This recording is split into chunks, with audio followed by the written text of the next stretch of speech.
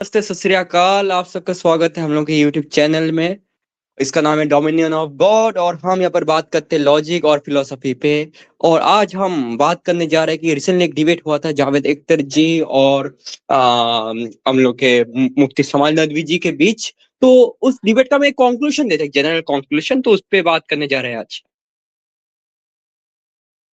हाँ, और ये बेसिकली एक रिव्यू होगा। तो इस वीडियो में हम बेसिकली जावेद अख्तर की साइड से जो भी आर्गुमेंट्स जो भी आया है उस पे रिव्यू नहीं करेंगे, क्योंकि हम पहले ही मानते हैं कि जावेद अख्तर के पॉइंट्स इतने स्ट्रांग नहीं थे जितने मुफ्ती सामाइल के थे। तो यहाँ पे बस हम मुफ्ती सामाइल के जो पॉइंट्स हैं उस पे बात करेंगे कि उसमें क्या वो लॉजिकल बिल्कुल थे या फिर क्या थी। तो लेट्स बिल्कुल बिल्कुल स्टार्ट। बिल्कुल बिल्कुल। एक सेकेंड।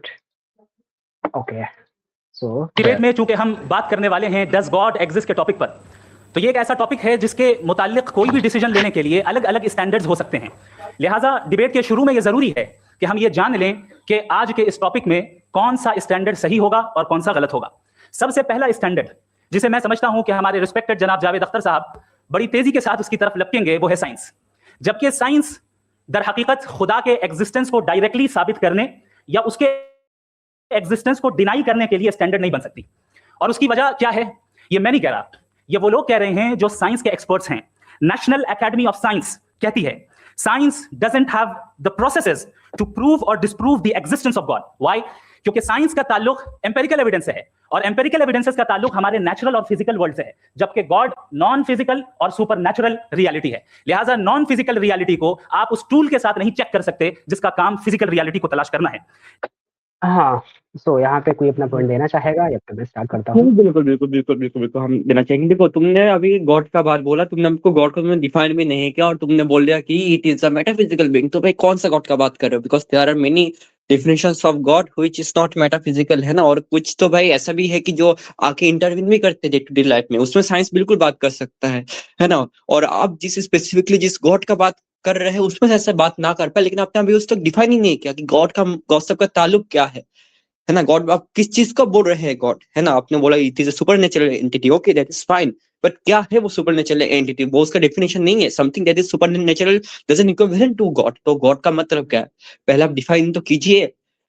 तो हाँ, वही। और हाँ, तो वही है ना। तो फर्स्ट ऑफ ऑल हमें सबसे पहले गॉड की डेफिनेशन मिलनी चाहिए थी, फिर उसके बाद आप डिसाइड कर पाते हैं whether we can basically use science to prove the existence of God और नॉट। सो और दूसरी बात ये है कि जाहिर सी बात है ये मुस्लिम है तो ये इस्लाम गॉड लेके चल रहे होंगे, तो उसमें भाई जो गॉड है वो नेचर से इंटरवीन करता है। तो इस केस में हम साइंस का यूज करके इस बात को प्रूव कर सकते हैं कि गॉड एग्जिस्ट नहीं करता है। ऐसा इसलिए क्योंकि इनका जब गॉड नेचर से इंटरवीन करता है, तो अगर हम ये दिखा दें कि जो गॉड है वो इंटरवीन नहीं कर सकता या फिर नहीं किया है, तो उस केस में एक कॉन्ट्रडिक्शन आएगा उनके कॉन्सेप्ट ऑफ गॉड में। तो उस तरीके से मतलब ये हम प्रूव कर सकते हैं कि गॉड एग्जिस्ट नहीं करता। तो ये बोलना भाई सरासर गलत है आई गेस मेरे हिसाब से। तो कौन सा कोई कोई रखना चाहेंगे? नहीं तो हम आगे कंटिन्यू करते हैं। मेरा पॉइंट भी आप दोनों से सहमत है कि अगर कोई अगर ये कह रहे हैं कि साइंस फिजिकल चीजों की स्टडी करते हैं और ईश्वर ने ही इस पूरे फिजिकल वर्ल्ड की रचना की है, इसका मतलब ईश्वर का डायरेक्ट लिंक है या फिर इनडायरेक्ट लिंक है, जैसा भी ये समझे इस दुनिया के साथ। तो अगर ईश्वर इस दुनिया में इंटरवीन करते हैं और साइंस का काम है इस दुनिया की स्टडी करना, तो ईश्वर भी इस दुनिया का बाय डिफॉल्ट एक हिस्सा बन जाते हैं। तो साइंस उसकी भी स्टडी कि ऐसा कोई हाँ, रियलिटी है भी या नहीं दुनिया के पीछे। हम कंटिन्यू करते हैं। लिहाजा आज इस डिबेट में गॉड की एग्जिस्टेंस को साबित करने या उसे डिनाई करने में साइंटिफिक एविडेंस को एक्सेप्ट नहीं किया जाएगा। दूसरा स्टैंडर्ड हो सकता है रेवलेशन। सो यहाँ पे मैं रोकना चाहूंगा। तो मैं एक चीज मतलब अभी पॉइंट करे दे रहा हूँ, जिससे कि बाद में क्योंकि वो पॉइंट आएगा। तो इन्होंने बोला कि ये साइंटिफिक एविडेंस का यूज नहीं करेंगे इस पूरी डिबेट में। तो साइंटिफिक एविडेंस का सिंपल सा मतलब होता है जो हम इंडक्शन से बेसिकली जो कंक्लूजन ड्राइव करते हैं उसी को साइंटिफिक एविडेंस हम बोल सकते हैं इन सम वे। दे आर नॉट टोटली मतलब आइडेंटिकल, बट एटलीस्ट बिना इंडक्शन के साइंस कुछ नहीं है। तो साइंस का जो बड़ा पार्ट है वो इंडक्शन ही है। तो बेसिकली आप अगर साइंस को डिनाई कर रहे हैं मतलब आप इंडक्शन को डिनाई कर रहे हैं। तो इन्होंने बोला कि ये इस पूरी डिबेट में इंडक्शन का यूज नहीं करेंगे। अब क्योंकि आगे ये करते हैं इसीलिए मैंने पॉइंट आउट कर दिया। अब कंटिन्यू करते हैं यहाँ से। कि रेवलेशन के जरिए हम ये साबित करें कि गॉड एग्जिस्ट करता है या नहीं।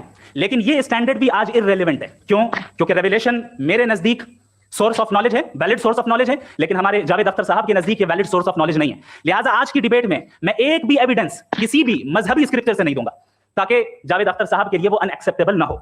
तीसरा दूसरा पॉइंट भी नोटिस करने योग्य है कि ये स्क्रिप्चर से कोई भी बात जो है वो नहीं लाएंगे, ठीक है। तो आगे जो मेयार हो सकता है वो है ऑब्जर्वेशन, कि भाई कोई कहे कि हमें खुदा दिखाओ, अगर है तो दिखाओ, या ये कि खुदा के एग्जिस्टेंस पर एम्पिरिकल एविडेंस दो, तो ये है दर हकीकत गलत टूल का इस्तेमाल करना। ये ऐसा ही है कि जावेद साहब मुझसे ये मुतालबा करें कि मुफ्ती साहब आप मेटल डिटेक्टर के जरिए प्लास्टिक डिटेक्ट करके दिखाएं। अब चूंकि प्लास्टिक डिटेक्ट नहीं हो पा रही है, लिहाजा plastic does not exist. No, you are using the wrong tool. इस टूल से प्लास्टिक को डिटेक्ट नहीं किया जाता। लिहाजा मैं समझता हूं कि गॉड के एग्जिस्टेंस पर एम्पिरिकल एविडेंस का मुतालबा करना एक बचकाना मुतालबा है, और हमारे रिस्पेक्टेड जनाब जावेद अख्तर साहब इस स्टेज से अब बहुत आगे निकल चुके हैं। अब बचता है एक ही स्टैंडर्ड, और वो स्टैंडर्ड है अक्ल, लॉजिक, रीजनिंग।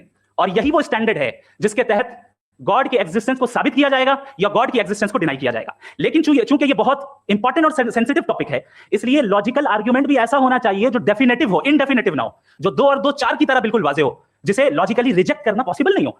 हम कहें हमारे रिस्पेक्टेड मिस्टर सौरभ साहब, ये एक इंसान है। देखो इन्होंने अभी जो बोला ना, मतलब 2 + 2 4 जैसा, तो इट इज लाइक टोटोलॉजी, ठीक है। तो अभी मैं मान के चल रहा हूँ कि इनका आर्गुमेंट ऐसा होगा, तो बेसिकली ऐसा ऑन्टोलॉजिकल आर्गुमेंट ही ऐसा एक आर्गुमेंट है ना, जो ऐसे एस्टेब्लिश करता है। वैसे तो और कोई आर्गुमेंट मुझे देख नहीं रहा, क्योंकि बाकी आर्गुमेंट पॉसिबिलिटीज को लेके चलता है। उसके अलावा अगर बात करूँ, हाँ, उसके अलावा इन्होंने बोला कि स्क्रिप्चर्स को नहीं माना जाएगा। यस, दैट्स टोटली फाइन, लेकिन आपका जो डेफिनेशन ऑफ गॉड है वो कहाँ से आया? Is that independent of scriptures, है ना? तो हाँ, वो भी एक बहुत बड़ा वही चीज है। तो वही तो मैंने पॉइंट आउट कर दिया था। और दूसरी बात रही, शायद मुफ्ती साहब ने लॉजिकल रीजनिंग क्या होती है ये ठीक से पढ़ा ही नहीं, ठीक है। क्योंकि रीजनिंग जो होती है उसमें नॉन ट्रूथ्स को लेके चलते हैं, फिर उससे कुछ और इन्फरेंस ड्रॉ करता है। सो अब जो नॉन ट्रूथ्स होते हैं ना, वो 2 तरीके से हमें मिल सकते हैं। पहला तो एक्सपीरियंस से मिल सकते हैं, दूसरा जो है, ठीक है, जो ए प्रायरी होते हैं, ठीक है, जो कि एनालिटिक प्रोपोजिशन के केस में ही सही लगता है, बाकी अलग केसेस में लोगों के डिसएग्रीमेंट होते हैं। दूसरा, हम एक्सियम से स्टार्ट करते हैं, ठीक है, जैसे मैथमेटिक्स में करते हैं कि पहले हम कुछ एक्सियम्स लेते हैं, फिर लॉजिकल रीजनिंग लगा के उससे कुछ और चीजें ड्राइव करते हैं। तो हालांकि गॉड का कॉन्सेप्ट आई डोंट थिंक कि एक्सियम से निकाल सकते हैं। तो दूसरा फिर वही बचा ना, इंडक्शन, जो कि उन्होंने पहले रिजेक्ट कर दिया। तो शायद इन्हें पता नहीं है कि लॉजिकल रीजनिंग क्या होती है, इसीलिए ऐसी बात करें, क्योंकि इंडक्शन जो है वो लगाना ही पड़ता है। चलिए देखते हैं आगे। खोंसू, कुछ बोलना है? हाँ, नहीं सही है। बाकी तो इन्होंने जो लॉजिक इन्होंने पहले बोला कि साइंस का इस्तेमाल हम नहीं करेंगे, पर लॉजिक इटसेल्फ साइंस का ही एक हिस्सा है, अगर इनको पता नहीं। तो वही बात है, ये थोड़ा ये हो गया, मतलब इधर-उधर हो गया इनका कि क्या साइंस और क्या नहीं है। तो लॉजिक का भी अगर आप इस्तेमाल करो तो आप साइंस का ही इस्तेमाल करो, क्योंकि लॉजिक को स्ट्रक्चरल साइंटिफिक स्टडी ही कहा जाता है किसी भी आर्गुमेंट को साबित करने के लिए। चलो ठीक है, आगे देखते हैं। और तमाम इंसान कॉन्शियस बीइंग है, लिहाजा नतीजा क्या निकला? हमारे सौरभ साहब भी कॉन्शियस बीइंग है। क्या ये इंडेफिनेट आर्गुमेंट है या डेफिनेट आर्गुमेंट है? ये डेफिनेट आर्गुमेंट है। ये 2 और 2 की तरह वाजे है, इसमें किसी तरह जो है लॉजिकली इसको रिजेक्ट नहीं किया जा सकता। तो अगर आज हमारे जावेद अख्तर साहब ऐसी कोई अकली दलील और लॉजिकल एविडेंस दें खुदा के ना होने पर, जो डेफिनेट भी हो, तो मैं ये ऐलान करता हूं, यकीनन मैं उस एविडेंस को कबूल करूंगा और उस पर गौर करूंगा। लेकिन साथ में ये भी ऐलान कर देता हूं प्रेडिक्शन के तौर पर कि ऐसा कोई डेफिनेट आर्गुमेंट कोई नहीं पेश कर सकता। दलील हम देंगे। और सो मुफ्ती साहब इतना सा श्योर है कि ऐसा कोई आर्गुमेंट एग्जिस्ट नहीं करता जिससे गॉड के एग्जिस्टेंस को डिस्प्रूव कर दिया जाए। बिल्कुल अब ये नॉलेज, तो भाई इन्हें ज्ञान कहाँ से प्राप्त हुआ पता नहीं। चलो भाई, देखना शुरू करते हैं। डेफिनेटिव दलील देंगे, लॉजिकल दलील देंगे, ऐसी दलील देंगे जो एंटायर एथिस्टिक वर्ल्ड उसे रेफ्यूट नहीं कर सकती। चलें, अब हम एक एग्जांपल सोचते हैं, एक सिनेरियो, सिंपल सिनेरियो, तमाम ऑडियंस से गुजारिश है। हम और आप एक आइसोलेटेड आइलैंड पर हैं, ऐसा आइलैंड जहां पे हमसे पहले कोई कभी नहीं गया। चलते चलते आपके सामने अचानक आपने देखा एक पिंक कलर की बॉल पड़ी हुई है।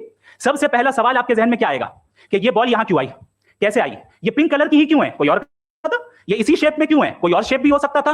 नेचुरली आप इस तरफ पहुंचेंगे कि कोई ना कोई है जिसने इन स्पेसिफिक प्रॉपर्टीज के साथ इस बॉल को बनाया है और यहां पे रखा है। चूंकि आप जानते हैं भाई, क्या बात है, क्या बात है। पहले इंडक्शन को डिनाई किया कि हम इंडक्शन का यूज नहीं करेंगे, फिर वही आ गया।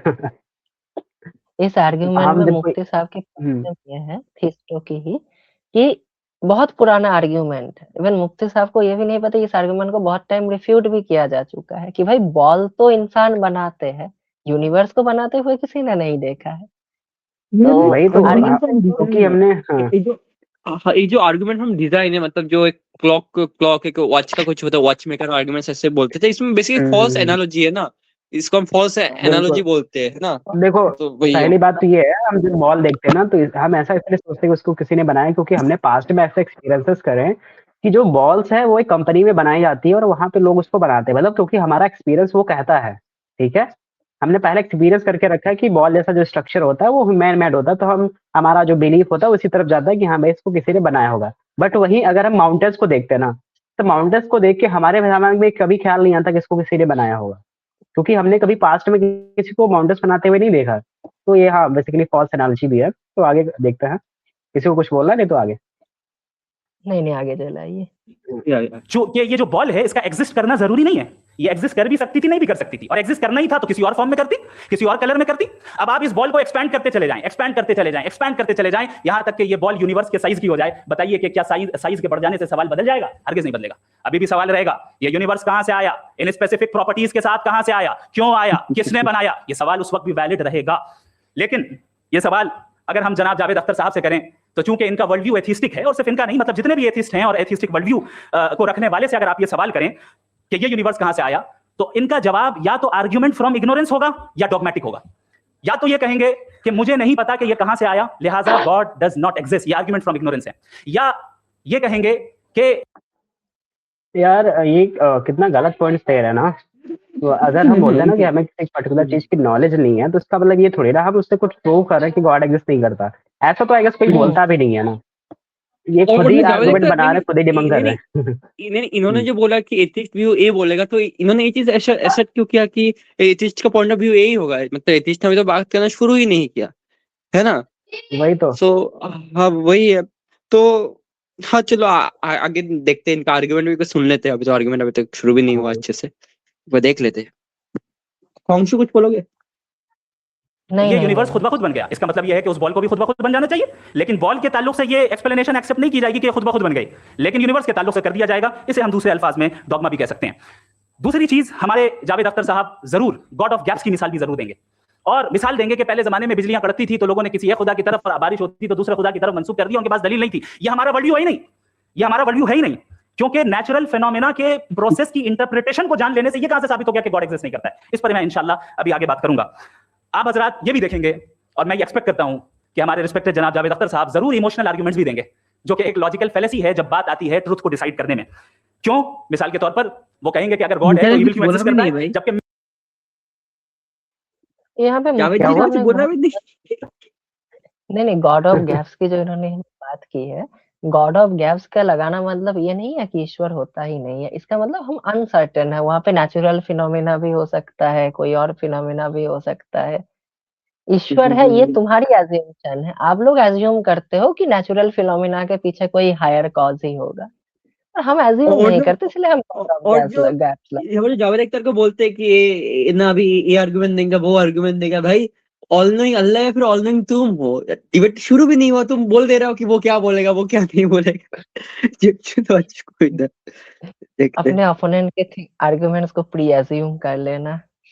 मैं कहता हूं इविल का एग्जिस्ट करना गॉड के एग्जिस्ट करने की दलील है, उसके खिलाफ नहीं है, क्योंकि अगर गॉड है तो हम सब उसके सामने अकाउंटेबल हैं, और अगर हम अकाउंटेबल हैं तो अकाउंटेबिलिटी के लिए इविल का मौजूद होना जरूरी है, उसके बगैर हम अकाउंटेबल नहीं हो सकते। और अगर हम अकाउंटेबल नहीं हैं तो हम जनाब जावेद अख्तर साहब से पूछेंगे कि आप बताएं कि फिर सफरिंग इस दुनिया में क्यों है, अगर खुदा नहीं है तो सफरिंग क्यों है, और उन लोगों के जज्बे का क्या जिनके अंदर सफरिंग के बाद इंतकाम लेने का जज्बा पाया जाता है और वो इस दुनिया से ऐसे ही चले गए, क्या उनकी सारी तकलीफें बेकार चली जाएंगी? अब आ जाए उसी एग्जांपल की तरफ कि बॉल, मुझसे अगर कोई पूछे इस बॉल को किसने बनाया या इस एक्सपेंडेड बॉल को किसने बनाया, मैं कहूंगा कि चूंकि ये यूनिवर्स और इस यूनिवर्स की तमाम चीजें कॉन्टिंजेंट है, कॉन्टिंजेंट होने का मतलब ये होता है कि जो अपने एग्जिस्टेंस पे किसी के ऊपर डिपेंड करती हो, तो जाहिर है ये यूनिवर्स कॉन्टिंजेंट है। और अगर कोई चीज कॉन्टिंजेंट नहीं है तो मैं रिक्वेस्ट करूंगा कि मुझे दिखा दें कि कौन सी चीज यूनिवर्स में कॉन्टिंजेंट नहीं है, हम भी जरा गौर कर लें और हम भी देख लें। और जब कॉन्टिंजेंट चीजें मौजूद हैं तो फिलोसोफर्स की इस्तिलाह के मुताबिक हम उस टर्मिनोलॉजी के मुताबिक हम उस जगह तक पहुंचते हैं और उस हस्ती तक पहुंचते हैं जिसे नेसेसरी बीइंग कहा जाता है कि ये वो नेसेसरी बीइंग है जिसका मौजूद ना होना नामुमकिन हो, क्योंकि अगर ये मौजूद ना हो तो सारी चीजें एग्जिस्टेंस में आएंगी ही नहीं, और ये सारी कॉन्टिंजेंट चीजें उसी के ऊपर डिपेंड करती हैं। अब अगर आप ये सवाल करते हैं कि फिर उस हस्ती को किसने बनाया,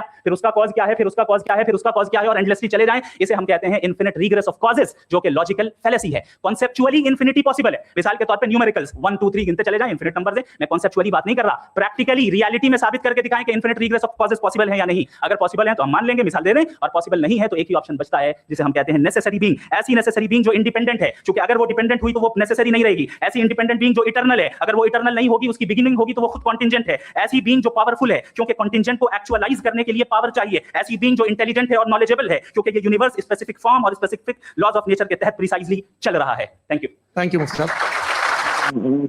चलो ठीक है, मैं इस पे अभी थोड़ा दे देता हूँ, अपना बात रख देता हूँ पहले। तो पहला बात, भाई मुफ्ती जी को पता भी नहीं कॉन्टिजेंट का मतलब क्या होता है। वो बोलता है कि कॉन्टिजेंट का मतलब होता है डिपेंड होना, लेकिन वो इसका डेफिनेशन नहीं है। कॉन्टिजेंट का डेफिनेशन नहीं है कि समथिंग दैट एग्जिस्ट और is true but could be otherwise, मतलब कोई चीज एग्जिस्ट कर सकता है लेकिन वो एग्जिस्ट नहीं भी कर सकता था, है ना। तो उसको हम बोलते हैं कॉन्टिजेंट। कॉन्टिजेंट के अलावा और कुछ होता है एग्जिस्ट करना? हाँ बिल्कुल होता है। नेसेसरी, जैसे कोई चीज अगर मैं बोलूँ, इसको हम टोटोलॉजी बोलते हैं, laws of logic. This is necessary, 2 + 2 4, this is necessary, contingent नहीं है, अदरवाइज हो नहीं सकता था। उसके अलावा कॉन्ट्राडिक्शंस, जैसे कि ए स्क्वायर विथ नहीं, a circle with 4 side, okay, this is a contradiction. ये हमेशा फॉल्स ही होगा, ये ट्रू कभी हो ही नहीं सकता, ठीक है। तो हाँ, और उसके अलावा आप जब बोलते हो कि यूनिवर्स के अंदर सारी चीजें कॉन्टिजेंट है, yes I agree with you, लेकिन उससे आप ये कैसे कंक्लूड कर पा रहे हो कि यूनिवर्स इटसेल्फ इज कॉन्टिजेंट? इसको हम फैलेसी ऑफ कंपोजिशन बोलते हैं, ठीक है। यूनिवर्स में जो चीजें हैं वो कॉन्टिजेंट हो सकता है, डजंट नेसेसरी मींस कि यूनिवर्स कॉन्टिजेंट हो जाए। इसका एक एग्जांपल देके आपको समझाता हूँ। मैं अगर बोलूं कि मेरे शरीर में जो सारे जो सेल्स है वो तो कॉन्शियस नहीं है, therefore I am not conscious, वो बिल्कुल एक रॉन्ग स्टेटमेंट है, बिकॉज आपको ये पता है कि मैं कॉन्शियस हूँ और मुझे पता है मैं कॉन्शियस हूँ, लेकिन मेरे सेल्स कॉन्शियस नहीं है। तो वैसे आपको एस्टेब्लिश करना पड़ेगा कि यूनिवर्स भी कॉन्टिजेंट है, यूनिवर्स भी डिपेंडेंट है। तो आपको दिखना पड़ेगा वो किस पे डिपेंडेंट है और वो कैसे डिपेंडेंट है। और आप अगर बोलते हो कि यूनिवर्स टाइम पे डिपेंडेंट है, तो आपको टाइम को डिफाइन करना पड़ेगा, क्या बिना यूनिवर्स के टाइम एग्जिस्ट कर सकता था?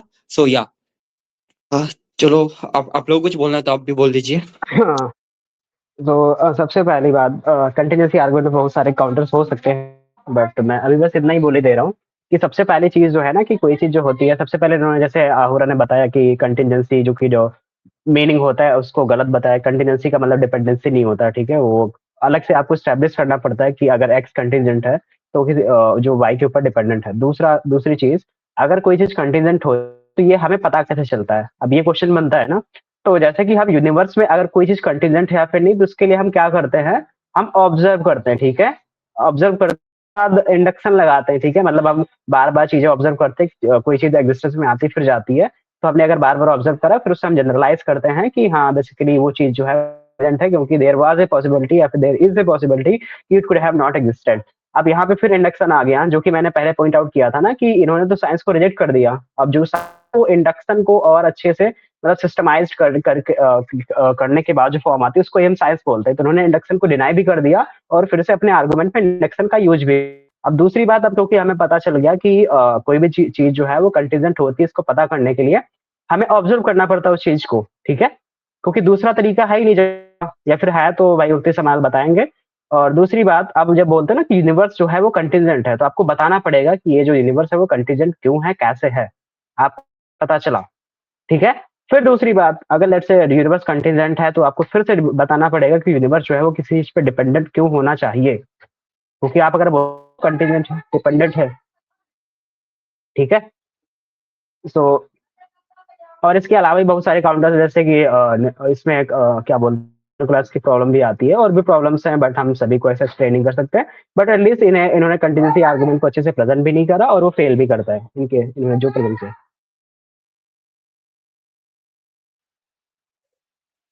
हाँ, और जो उन्होंने रिग्रेस की बात की थी कि इनफिनाइट रिग्रेस, अगर हम रिग्रेस की ही बात करेंगे, रिग्रेस पर अगर हम रुकना भी चाहे तो हम ईश्वर तक क्यों जाए, उससे पहले भी हम रुक सकते हैं अगर ये इनफिनाइट रिग्रेस की बात करते ही है तो रिग्रेस वाला पॉइंट भी जो ये ला रहे हैं वो उनके ही ऊपर भारी पड़ सकता है लास्ट में, अब क्योंकि वो बस एक गॉड पे रुक रहे हैं, पर वो उससे पहले भी रुक सकते थे।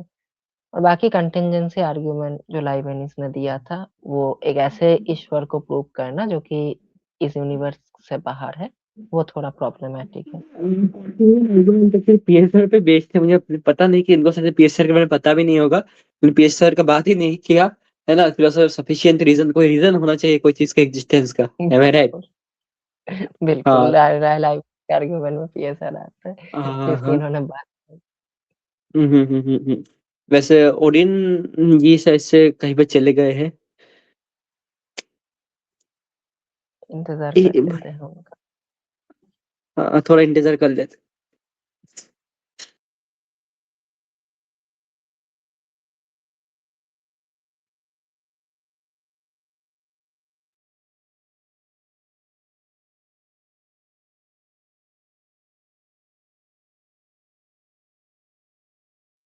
तुमको बाद में, हाँ हेलो, हाँ हाँ आ गए ओडिन जी।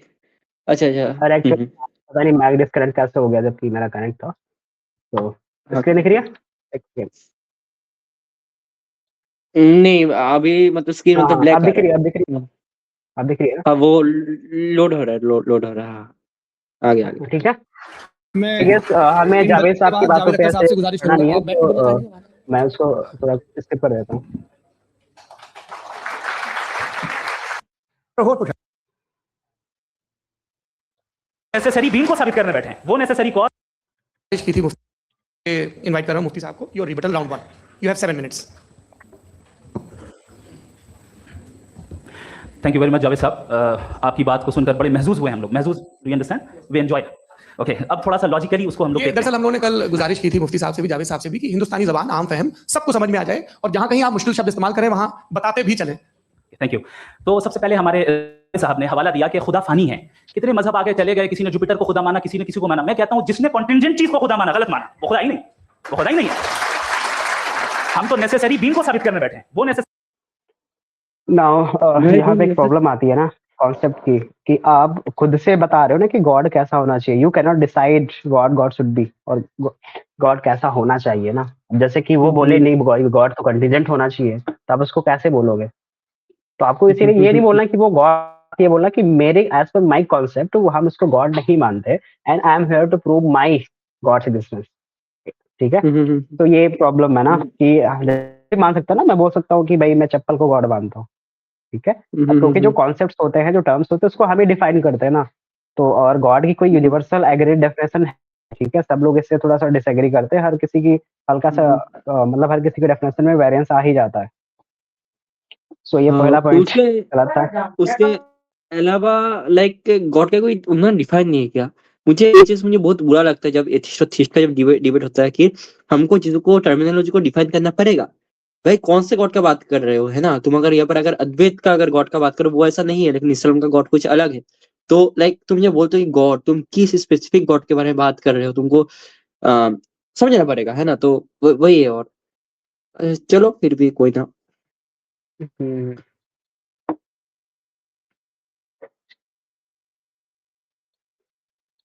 कॉज जो इटर्नल है, जो जो अबदी भी है और अजली भी है, हम किसी और को साबित करने नहीं बैठे। दूसरी चीज उन्होंने कहा कि ये ऐसी डेफिनेशन है फेथ की जो इन्होंने पहली मर्तबा पेश की है, या माफ कीजिएगा इन्होंने पहली मर्तबा पेश नहीं की है, रिचर्ड डॉकिंस ने पहली मर्तबा पेश की है। मुझे मालूम है ये सोर्स कहां से है। एपिस्टेमोलॉजिकली फेथ और बिलीफ का फर्क आप इस तरह नहीं कर सकते सर।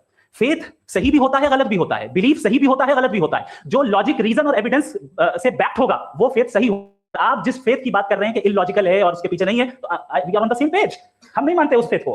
जो फेथ ऐसा हो जिसके पीछे कोई लॉजिक ना हो, एविडेंस ना हो, हम नहीं मानते। हम तो उस फेथ के कायल हैं जिसके पीछे लॉजिक हो और एविडेंस हो। तो बिलीफ सही भी होता है, गलत भी होता है, फेथ भी सही होता है और गलत भी होता है। तो आज फेथ और बिलीफ के डिफरेंस पे बात नहीं हो रही। आज आप चाहे फेथ एक्सेप्ट कर लें या बिलीफ एक्सेप्ट कर लें, आज ये बात होगी कि ट्रूथ क्या है, चाहे ट्रू बिलीफ सही है या ट्रू फेथ सही है, और फॉल्स फेथ क्या है और फॉल्स बिलीफ क्या है, बात इस पे हो रही। दूसरी चीज इन्होंने पूछा स्टुपिडिटी क्या है। अगर फेथ रिलीजन स्टुपिडिटी नहीं है तो और क्या है? चूंकि फेथ का मुतालबा करते हैं तो स्टुपिडिटी क्या है? मैं कहता हूं है। उसकी वजह यह है कि आप एक सड़क पे जा रहे हो और आप किसी गार्डन में जाएं और देखें वहां लिखा है फूलों के साथ I love Javed Akhtar, and I really do, I love you sir. So जब आप वहां पर पहुंचे तो वहां पहुंचकर अब ये बताएं, क्या आप ये कहेंगे वाह what a natural selection?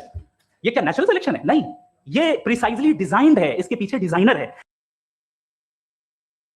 Again problem same same. False analogy दिया। बार हाँ बार भाई, एम्पिरिक्स का इस्तेमाल करके और फिर गॉड को प्रूव करना इतनी ही बेवकूफी बात है कि भाई तुम वही तो पहले एम्पिरिक्स का डिनाई किया ना, इंडक्शन का यूज नहीं करेंगे फिर इंडक्शन का यूज। कोई नहीं बोलता कि भाई उसको मतलब जो क्या बोलते हैं, जो थियस्ट होते हैं वही बोलते हैं कि इसको गॉड ने बनाया, ठीक है, क्योंकि उनका बिलीफ ही होता है।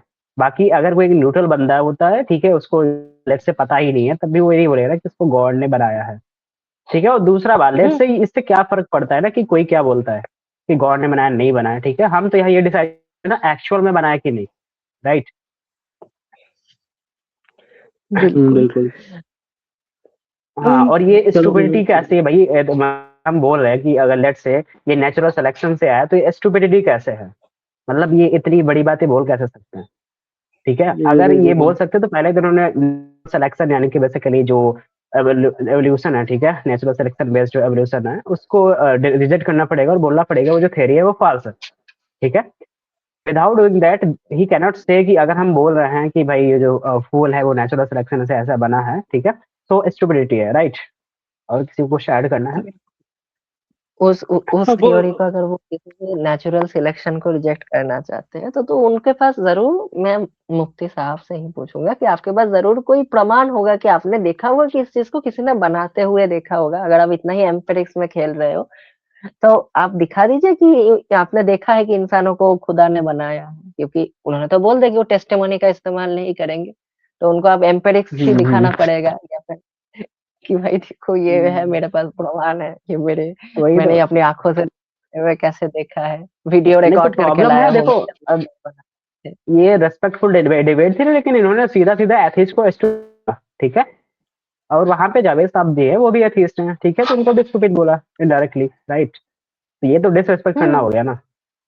ये एक टाइप का लॉजिक तो होनी एडोनिमन ही चाहिए ना। है कि भाई, हाँ, ये एक टाइप ऑफ एडोनिमन ही है। अगर आप किसी ऐसे क्रेडिबल सोर्स, बस स्टूपिड बोलना है, नेचुरल चीजों को स्टूपिड बोलना, मतलब जो साइंटिस्ट है जो मानते हैं कि नेचुरली चीजें होती है, आप उनका एडोनिमन कर रहे हो। इवन डिबेट में जो इंसान मौजूद नहीं है उसको भी बिना लॉजिक के एज स्टूपिड बोल देना, वो भी एक टाइप ऑफ एडोनिमन में आता है। काफी सारे फिलोसॉफिकल स्कूल्स मानते हैं उसका एडोनिमन। वही है, चलो आगे देखते हैं भाई। फॉल्स एनालॉजी पे बेस्ड है ना उन्होंने। भाई हमने देखा है कि फूलों को सिलेक्ट होते हुए ना, लेकिन इसका तो ये नहीं कि यूनिवर्स को भी लाइक किसी ने बनाया हो या फिर हर चीज का किसी का क्रिएटर हो, है ना।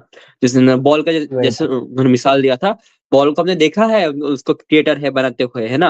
मतलब कुछ कॉमन सिमिलरिटीज है, कुछ प्रॉपर्टी सिमिलर है, डजंट नेसेसरी मींस कि वो होल थिंग वो सिमिलर है। फॉल्स एनालॉजी का एक बार मतलब भी मैं एक बार समझा देता हूँ। जैसे कि एक लॉजिकल फैलेसी है, तो इसका अगर मैं डेफिनेशन अगर बोलूं कि a false analogy is a logical fallacy where two things that may share some similarity are assumed to be alike in other respect without sufficient evidence, है ना।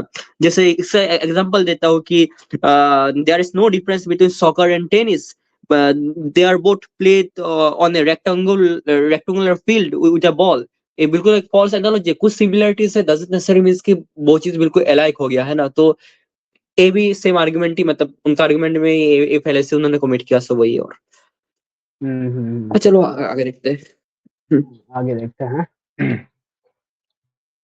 अगर कोई एक ऐसी कॉमन सेंस की बात को कबूल नहीं कर रहा है कि यूनिवर्स जो इतनी प्रिसाइजली काम कर रहा है, हम कहते हैं कि खुद ब खुद बन गई, मैं समझता हूं इससे बड़ी स्टुपिडिटी और कुछ नहीं है। ये रैशनल चीज है यार भाई क्या बंदा है सच में, इरेशनल कैसे हो गया, ठीक है। Unless you prove that universe can not come into existence randomly, ठीक है, यू कैन नॉट से कि अगर कोई बिलीव कर रहा है इस चीज को तो वो स्टूपिड हो गया, राइट। या तो पहले डेमोन्स्ट्रेट तो करो कि भाई हाँ कोई चीज अपने आप में एग्जिस्टेंस नहीं आ सकती, रैंडमली नहीं आ सकती, ठीक है। आपको पहले डेमोन्स्ट्रेट करना चीज को। अब ऐसे ही मान के किसी को स्टूपिड नहीं बोल सकते। बिल्कुल बिल्कुल। चलो देखते हैं। हमारे सर ने कहा कि आपने बॉल पे फोकस किया, आइलैंड पे फोकस नहीं किया। अरे आइलैंड को किसने बनाया यही समझाने के लिए तो बॉल की मिसाल दे रहा हूं। और बॉल भी आइलैंड भी कॉन्टिंजेंट है, दोनों नेसेसरी बीइंग का मुतालबा करते हैं। आगे इन्होंने कहा कि नेचर में कोई इंसाफ नहीं है, हम डिसाइड करते हैं कि मोरालिटी क्या होती है, इंसाफ क्या होता है। हम डिसाइड करते हैं, जैसे ड्राइविंग सीट में ट्रैफिक वाला, ये तो किसी खुदा ने नहीं कहा, ये है, इसे कहते हैं फॉल्स इक्विवेलेंस। ये एक लॉजिकल फैलेसी है। आपने जो है मिसाल दी ड्राइविंग की और ट्रैफिक की, ये सब्जेक्टिव मोरालिटी है। आप सब्जेक्टिव मोरालिटी को मिसाल बनाकर ऑब्जेक्टिव मोरालिटी के ऊपर नहीं थोप सकते। इंसाफ की ऑब्जेक्टिव मोरालिटी, अगर आप तो भाई आई ऑब्जेक्टिव गेस नहीं है। कंप्लीट कर लेते हैं, कंप्लीट नेचर कर में लेते इंसाफ हैं नहीं है, तो इंसाफ का न होना ये नेचुरल हुआ, तो फिर नेचर को नेचर रहने दे, क्यों हम इतना स्ट्राइव कर रहे हैं दुनिया में इंसाफ लाने के लिए? ये तो इलॉजिकल बात है। इसलिए बहुत सी चीजें ऐसी हैं जो ऑब्जेक्टिवली जो है इविल या गुड हैं, और बहुत सी चीजें ऐसी हैं जो सब्जेक्टिवली हैं। सब्जेक्टिवली जो मोरल होता है या इमोरल होता है, उसको हम सोशल कंसेंसस से या पर्सनल प्रेफरेंस से डिसाइड करते हैं। लेकिन जो ऑब्जेक्टिव मोरालिटी है, जिसमें इंसाफ आया, जो इन्होंने बार बार रिपीट किया, ये ऑब्जेक्टिव है, सब्जेक्टिव नहीं है। अगर आप कहते हैं ये सब्जेक्टिव है, तो मेरा सवाल आपसे ये है हाँ, सो यहीं से यहाँ पे पहले इन्होंने देख लेते हैं। मैंने खत्म ही fallacy कर ये लेते है। उनको एक बार खत्म ही कर लेते उनका, और थोड़ा था उनका आर्गुमेंट पूरा सुन नहीं लेते ना। अबे पहले रिस्पॉन्स दे देते हैं ना, क्वेश्चन फिर बाद में सुनेंगे क्या क्वेश्चन अच्छा पूछा अच्छा, है। हाँ ठीक है, हाँ ठीक है। एक तो ये है कि इन्होंने कहा है कि अगर मोरालिटी जो है या फिर इंसाफ, जस्टिस जो है वो ऑब्जेक्टिवली एग्जिस्ट नहीं करता है, तो हम क्यों कर रहे हैं, नेचर के खिलाफ क्यों जा रहे हैं। अपील टू नेचर फैलेसी आती है, जहाँ पे अगर कोई चीज नेचर में एग्जिस्ट करता है तो उसका ये मतलब नहीं है कि वो हमेशा सही ही होगा या फिर उसको करना हमें जरूरी है। कुछ कुछ चीजें हैं नेचर में तो पैंडेमिक्स भी एग्जिस्ट करते हैं, तो फिर अब हमें पैंडेमिक्स से नहीं लड़ना चाहिए। नेचर में तो टॉर्नेडोज, भूकंप भी एग्जिस्ट करते हैं, तो अभी हम उनको प्रिवेंट नहीं करेंगे। ऐसा नहीं होता है। अगर नेचर में कोई ऑब्जेक्टिव मोरालिटी नहीं है या फिर नेचर ने कोई एब्सोल्यूट मोरल लॉस हमें नहीं दिए हैं, तो हम ह्यूमंस खुद के लिए, खुद की सोसाइटी को मैनेज करने के लिए, उसको और एफिशिएंट बनाने के लिए और खुद के सोसाइटी में पीस मेंटेन करने के लिए कुछ-कुछ चीजें ऐड कर सकते हैं। ऐसा नहीं है कि नेचर ने हमें नहीं दिया है तो हमें ये एक और फैलेसी भी आती है जिसको कहते हैं, डेविड ह्यूम ने कहा था, ईज ऑट फैलेसी, जहाँ पे आपने एक ईज क्लेम तो कर, आपका जो फैक्ट था वो ईज था, पर आपका जो क्लेम है वो बहुत ऑट है। ऐसा नहीं है कि हमारे पास कोई चीज नहीं है तो नहीं ही होनी चाहिए। तो मुफ्ती साहब ने यहाँ पे 102 फैलेसीज कमिट की है। एक तो अपील टू नेचर, कि नेचर के पास नहीं है तो नहीं होना चाहिए, या फिर नेचर ने कोई चीज दी है तो वो सही है, और ईज ऑट फैलेसी कि नेचर ने हमारे पास नहीं थी तो हमें भी नहीं रखनी चाहिए। तो मुफ्ती साहब को जरा फैलेसीज को भी नॉलेज लेके आना चाहिए था डिबेट में। हाँ, और पहली बात तो ये ऐसे टर्म्स ना इरेशनल और इलॉजिकल बड़े ही सरल से यूज कर रहे हैं, ठीक है, जबकि हालांकि इन्हें नहीं पता है कि इलॉजिकल वही होता है ना जो लॉजिकल लॉज होते हैं उसको कॉन्ट्रडिक्ट करे, ठीक है। और हालांकि अभी उन्होंने जो बेसिकली क्लेम भी करा ना कि एथिस्ट ऐसा मानते हैं, उसमें कोई भी चीज ऐसी नहीं थी जो इलॉजिकल है, ठीक है। तो भाई ये टर्म्स जैसे बोले ना इरेशनल है, इलॉजिकल है, तो ये गलत है। दूसरा, ठीक है, आप ये अज्यूम करके चल रहे हैं कि जो मोरालिटी है वो ऑब्जेक्टिव है, ठीक है। पहला तो आपको डिमॉन्स्ट्रेट करना पड़ेगा ना कि मोरालिटी ऑब्जेक्ट, उसके बाद हम उसके बिहाफ पे कुछ क्लेम कर सकते हैं। आप सीधे ऐसा नहीं बोल सकते, पहले तो आप बोलते हैं कि मोरालिटी सब्जेक्टिव है, सब्जेक्टिव नहीं हो सकती, देयरफॉर ऑब्जेक्टिव होनी चाहिए तो गॉड होना चाहिए, ब्ला ब्ला ब्ला। तो first of all you have to demonstrate कि जो ऑब्जेक्टिव मोरालिटी है वो एग्जिस्ट करती है, देन उसके आगे कुछ क्लेम करते हैं। और ऑब्जेक्टिव मोरालिटी वाले में भी प्रॉब्लम्स हैं, और अगर लेट से ऑब्जेक्टिव मोरालिटी एग्जिस्ट भी करती है तब भी वो गॉड से नहीं आ सकती, उसमें भी प्रॉब्लम है, ठीक है। तो आगे देखते हैं कौन सी भाई कुछ और बोल रहा है, नहीं तो नहीं, एक बार आरू का इंतजार कर लेते हैं, आहुरा मस्ता का। ठीक है, एक मिनट देख लेता हूँ अगर आ रहे हैं तो। तो तब तक हम थोड़ा और भी बात कर लेते हैं। तो अभी मैं बता देता हूँ थोड़ा सा शॉर्ट में, अगर हम लेट से मान लेते हैं कि ऑब्जेक्टिव मोरालिटी जो है वो एग्जिस्ट करती है, तो प्रॉब्लम्स क्या हैं। तो सबसे पहली बात, ऑब्जेक्टिव हम बोलते हैं ऑब्जेक्टिव मोरालिटी एग्जिस्ट करती है, मतलब इंसान एग्जिस्ट नहीं भी कर रहे हैं तब भी ऑब्जेक्टिव मोरालिटी एग्जिस्ट कर रही है। तो यहाँ पे क्वेश्चन आता है वो कहाँ एग्जिस्ट कर रही है। दूसरा, कुछ लोग कि लेट से मोरालिटी जो है वो गॉड से आती है इसीलिए ऑब्जेक्टिव है, लेकिन उसमें भी प्रॉब्लम है कि जब जैसे कि मैंने क्लेम करा कि मोरालिटी कम्स फ्रॉम गॉड या फिर गॉड ग्राउंड्स मोरालिटी, तो यहाँ पे एक समस्या है। इस स्टेटमेंट की अगर ट्रुथ वैल्यू को मैं इवेलुएट करना चाहूंगा तो उस केस में मुझे दोनों का मतलब पता होना चाहिए ना। जैसे कि मैंने बोला 2 + 2 = 4 पता होना चाहिए, इसमें जितने भी टर्म्स यूज हुए हैं 2 और 4 का मीनिंग, राइट। तो अगर मैं बोलता हूँ कि हाँ। गॉड ग्राउंड्स मोरालिटी, तो इसमें मुझे क्या पता होना चाहिए, गॉड का भी मीनिंग पता होना चाहिए, मोरालिटी का भी पता होना चाहिए, राइट। तभी तो मैं बोल सकता ना कि जो मोरालिटी वो गॉड से आ रही है। लेकिन अगर मुझे मोरालिटी का मैंने पहले ही पता है, मतलब ये क्लेम करने से पहले ही अगर मुझे पता है मोरालिटी का मीनिंग, तो मुझे गॉड की जरूरत ही क्यों है मोरालिटी के लिए, क्योंकि मुझे पहले से पता है। तो गॉड जो है मोरालिटी को ग्राउंड नहीं कर सकता, इसमें प्रॉब्लम है। इसको मैं इसकी और डिटेल में बात कर सकते हैं, लेकिन अभी के लिए तो फिलहाल शॉर्ट में रखते हैं। तो इसमें भी प्रॉब्लम है काफी सारी। तो आई गेस आहुरा तो आने से रहा, तो तब तक हम कंटिन्यू करते हैं जब तक वो नहीं आता। क्या सोशल कंसेंसस के जरिए अगर जुल्म को सही करार दे दिया जाएगा तो आप जुल्म को जस्टिफाई करेंगे? दूसरी चीज, इन्होंने ये कहा कि 2 पैक शराब पी लें तो वो उतने पे नहीं रहता, बढ़ जाता है। यही मामला मजहब के साथ है, 2 पैक आप पीने बढ़ेगा।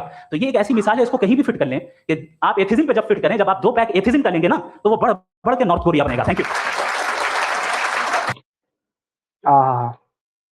तो जो नॉर्थ कोरिया है भाई, वो एथिज्म को रिप्रेजेंट करती है। नहीं, आई डोंट थिंक कि एथिज्म से कोई भी चीज एसोसिएटेड है लाइक मोरालिटी या फिर कोई पॉलिटिकल आइडियोलॉजी। एथिज्म जो है वो सेपरेट चीज है एकदम, मतलब किसी भी पॉलिटिकल आइडियोलॉजी से, मॉरल स्टैंड से। कोई भी एथिस्ट हो सकता है इमोरल हो सकता है मॉरल हो सकता है वो भाई राइट विंग हो सकता है लेफ्ट विंग हो सकता है नार्सिसिस्ट हो, इससे क्या फर्क पड़ता है? तो आप इस बेसिस पे नहीं हो सकते ना कि कोई एथिस्ट इस बेसिस से करे। हाँ, कौन सी भाई बोले। ऐसा तो अगर वो पॉलिटिक्स में ही जा रहे हैं, ऐसा तो फिर हम अफगानिस्तान का एग्जाम्पल देने लगेंगे अभी, जो कि सही नहीं है। मैं नहीं मानता हूँ कि ऐसा डिबेट में करना चाहिए जो इन्होंने अभी अभी किया।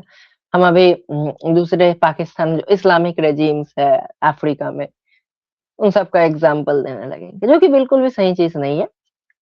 किसी भी फिलोसॉफिकल कॉन्सेप्ट को हमें उसके पॉलिटिकल एक्ट से नहीं जोड़ना चाहिए, एक अच्छे डिबेट में तो नहीं जोड़ना चाहिए, नहीं तो फिर एक डिबेट हेल्दी डिबेट से झमेले में बदल जाता है, उसमें बहुत ज्यादा आक्रोश आ जाता है। तो बहुत ये गलत पॉइंट दिया है कि नॉर्थ कोरिया बन जाएगा ये चीज। हम हमारे पास अगर एग्जाम्पल से देखें तो मुफ्ती साहब ने चाइना का एग्जाम्पल क्यों नहीं लिया, यूएसएसआर का एग्जाम्पल क्यों नहीं लिया, ऐसे नॉर्डिक कंट्रीज का एग्जाम्पल क्यों नहीं लिया?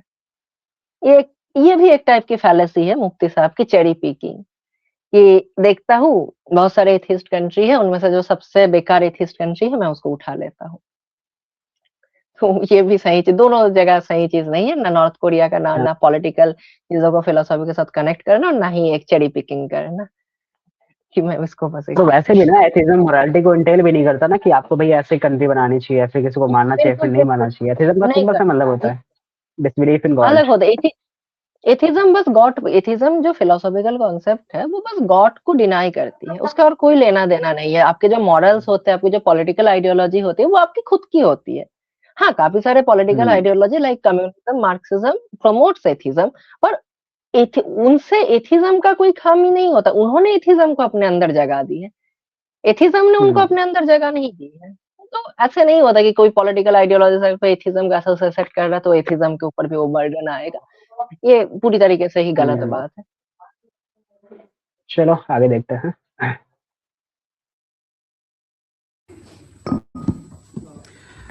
भैया जनाब जावेद अख्तर साहब कई मर्तबा दोहरा रहे हैं कि फेथ का मतलब बताइए, फेथ का मतलब बताइए। मैंने बता दिया, फेथ सही भी होता है, गलत भी होता है। और आज हम फेथ पे बात नहीं कर रहे हैं, हम ट्रुथ और डज गॉड एग्जिस्ट पे बात कर रहे हैं।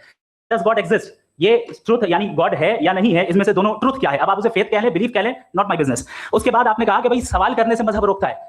मैं कहता हूं जो रोकता है वो रोकता होगा, मैं नहीं रोकता, बल्कि सवाल करें, सवाल करना चाहिए। सवाल कर करके तो हम आगे बढ़ते हैं, तरक्की करते हैं, और इसीलिए मैं आज यहाँ पे आया हूं। लेकिन सवाल सिर्फ खुदा से नहीं होगा, आपसे भी होगा। सवाल एथिज्म से भी होगा, सवाल सिर्फ मजहब से नहीं होगा, सबसे होगा। और आज मैं सवाल करूंगा और उम्मीद है कि आप जवाब देंगे। अभी तक आपने वैसे कॉन्टिजेंसी आर्गुमेंट का कोई जवाब नहीं दिया। चलें, आपने कहा यूनिवर्स के बारे में इटर्नल क्यों नहीं बोल देते।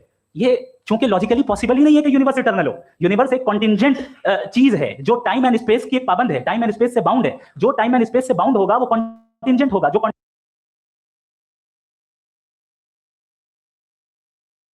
तो यहाँ पे फिर से अगेन प्रॉब्लम है भाई, ये यूनिवर्स को कंटीजेंट अज्यूम करके चल रहा है। इन्होंने ये चीज डेमोन्स्ट्रेट नहीं करी यूनिवर्स कंटीजेंट कैसे है। और दूसरा, यूनिवर्स जो है वो टाइम और स्पेस से बाउंड नहीं है, ठीक है। यूनिवर्स टोटलिटी ऑफ स्पेस और टाइम है, it is not bounded by time. Universe के अंदर जो चीजें आती है वो टाइम और स्पेस से बाउंड है, यूनिवर्स इटसेल्फ टाइम स्पेस से बाउंड नहीं है। अगर होता भी ना तब ये इलॉजिकल कैसे है पता नहीं। मुफ्ती साहब ने समझ लिया है कि टाइम और स्पेस जो है वो यूनिवर्स से कोई एक्सटर्नल चीज है जिन्होंने यूनिवर्स को बाउंड करके रखा है। ऐसा कहीं वही भी तो। नहीं है साइंस, क्योंकि टाइम और स्पेस इनसे यूनिवर्स की एक प्रॉपर्टी है। अगर यूनिवर्स एग्जिस्ट ना करे तो टाइम और स्पेस भी एग्जिस्ट नहीं करेगा। ये हम बेसिक पढ़ते हैं बिग बैंग में, जब बिग बैंग पढ़ाया जाता है तो बिग बैंग से पहले कोई टाइम और स्पेस एग्जिस्ट नहीं करता था। तो पता नहीं मुफ्ती साहब को ये कहाँ से नॉलेज मिल रहा है, जबकि उन्होंने उस डिबेट के शुरुआत में साइंस को कोट किया था, नेशनल इंस्टीट्यूट ऑफ साइंस कुछ कोट किया था उन्होंने, तो फिर भी उनको ये नॉलेज, ठीक है, हो जाती है ना गलती, आगे मान देखते हैं। कॉन्टिंजेंट होगा वो उसकी बिगिनिंग हुई होगी, जिसकी बिगिनिंग हुई होगी वो इटरनल नहीं हो सकता। ये तो कॉमन सी बात है। आपने कहा कि किसी मजहबी किताब में डायनासोर का जिक्र नहीं है। अफसोस कि आज तक किसी मैथमेटिक्स की किताब में मुझे डायनासोर का जिक्र नहीं मिला। तो इसका मतलब मैथमेटिक्स की किताब बेकार है? नहीं, उसका वो टॉपिक नहीं है। रेवलेशन का और मजहबी किताबों का टॉपिक ये नहीं है कि आपको आके बताए साइकिल कैसे बनाते हैं, या आकर ये बताएं कि जो है डायनासोर कब था। वो तो मोरालिटी सिखाने आया है, गॉड के बारे में बताने आया, नॉन फिजिकल रियलिटी की हकीकत को सिखाने के लिए आया। रिलीजन साइंस को रोकता है? नहीं रोकता। अगर रोकता है तो गलत करता है। रिलीजन साइंटिज्म को रोकता है, जिसमें हमारे जावेद साहब मुख्तलिफ। साइंस और साइंटिज्म में फर्क है। साइंटिज्म ये है कि आप समझें कि साइंस और साइंटिफिक मेथोडोलॉजी ये नॉलेज को हासिल करने का वाहिद सोर्स ऑफ नॉलेज है। ये है साइंटिज्म। हम इसे रिजेक्ट करते हैं। हम साइंस को तो तरक्की करते हैं भाई, आप हमारी पूरी तारीख कर लें, पढ़ लें तो आपको पता चल जाएगा। बहरहाल ये अलग टॉपिक है। उसके बाद इन्होंने एक लफ्ज कहा, वेटिकन ने फतवा दिया। वेटिकन का फतवे से कोई ताल्लुक नहीं है, दोनों कॉन्ट्राडिक्टरी अल्फाज हैं। उसके बाद उन्होंने कहा कि भाई हमें नहीं मालूम। अगर नहीं मालूम तो क्लियरली कह देना कि नहीं मालूम है। इसमें तो वही तो मैं कह रहा हूं ना कि आप कह दें कि नहीं मालूम, लेकिन क्लेम क्यों कर रहे हैं कि गॉड एग्जिस्ट नहीं कर रहा है? आप कह दे नहीं मालूम है, हो सकता है हो सकता ना हो, लेकिन आप क्लेम कर रहे हैं। The moment you say God does not exist, this is a claim, and now the burden of proof is upon you too, जैसे हमारे ऊपर है। और क्यों है मैं बताता हूं, क्यों है ये भी मैं बताता हूं। फिलोसॉफिकली जो क्लेम होता है ना, सिर्फ ये नहीं होता कि इंसान कहे पॉजिटिव क्लेम करे और नेगेटिव क्लेम करे तो बर्डन ऑफ प्रूफ नहीं है। आप मिसाल के तौर पे मैं कहूं कि फुला उस कमरे में कोई नहीं है, मैंने एक नॉलेज का क्लेम किया है। उस कमरे में कोई नहीं है, मैंने एक नॉलेज का क्लेम किया। या तो मैं कहूं मुझे नहीं पता, हो भी सकता है नहीं भी हो सकता है, this is not a claim. लेकिन जब मैं कह रहा हूं कि वहां कोई नहीं है, या मैं कह रहा हूं वहां कोई है, दोनों क्लेम है और दोनों के ऊपर बर्डन ऑफ प्रूफ है। हमारे ऊपर भी बर्डन ऑफ प्रूफ है, मैंने कंटिजेंसी आर्गुमेंट दिया, इसे तोड़कर दिखाई। आखिरी चीज, इन्होंने कहा कि खुदा दुनिया बनाने से पहले 150 साल पहले या करोड़ों साल पहले क्या कर रहा था। अरे हजरत, चलें बहरहाल मैं जवाब दे देता हूं। आप हमारे रिस्पेक्टेड पर्सनालिटी हैं, अगर आप नहीं होते तो मैं इसे एंटरटेन ही नहीं करता। टाइम, ये 100 साल पहले या 100 साल बाद, पहले बाद में अभी, ये वो अल्फाज है जिनका ताल्लुक टाइम से है। टाइम शुरू ही हुआ है यूनिवर्स की बिगिनिंग के बाद, तो उसके पहले खुदा क्या कर रहा था? सवाल इलॉजिकल है, ये फैलेसी है। यानी आप ये कह रहे हैं कि यूनिवर्स के बनने से पहले खुदा क्या कर रहा था? टाइम के बनने से पहले, पहले का ताल्लुक टाइम से, टाइम उस वक्त था ही नहीं, तो ये सवाल ही इनवैलिड है खुदा के। तो यहाँ पे उन्होंने बोला कि बिफोर एंड आफ्टर का डिफरेंस करने के लिए हमें टाइम चाहिए, जो कि टाइम यूनिवर्स के बेसिकली क्या बोलता है, यूनिवर्स जब बना उस टाइम पे बना। तो यहाँ पे अगेन एक प्रॉब्लम है कि बेसिकली ये जो क्रिएशन है वो पॉसिबल भी नहीं हो सकती अगर जो बिफोर एंड आफ्टर के डिफरेंस के लिए हमें टाइम चाहिए। क्योंकि लेट से एक स्टेट ऐसी थी जब यूनिवर्स एग्जिस्ट नहीं कर रहा था, उस टाइम पे जो इनका गॉड है वो कुछ उसने क्रिएट नहीं करा था, ठीक है, उसको बोल सकते हैं वो स्टेट ए है। फिर उसके बाद एक ऐसी स्टेट आई जब उसने यूनिवर्स को क्रिएट करना स्टार्ट किया। तो यहाँ पे दो स्टेट है, अगर टाइम एग्जिस्ट नहीं करता तो इन्हें कैसे पता कि कौन सी बिफोर वाली स्टेट है, कौन सी आफ्टर वाली स्टेट है, क्योंकि इनके हिसाब से बिफोर एंड आफ्टर का डिफरेंस बिना टाइम के हो ही नहीं सकता। तो अगर गॉड कुछ क्रिएट करना चाहता तो क्रिएशन के लिए दो स्टेट हमें चाहिए। एक स्टेट पहले चाहिए जिसमें यूनिवर्स एग्जिस्ट नहीं कर रहा है और अल्लाह उसको गॉड इसको क्रिएट नहीं कर रहा है। फिर दूसरे की स्टेट चाहिए हमें जिस टाइम पे वो उसको क्रिएट कर रहा है। तो नाउ अगर ये जो बिफोर एंड आफ्टर का डिफरेंस है, इनको पता कैसे चल रहा है बिना टाइम के, क्योंकि इन्होंने बोला कि बिफोर एंड आफ्टर का डिफरेंस के लिए हमें टाइम चाहिए।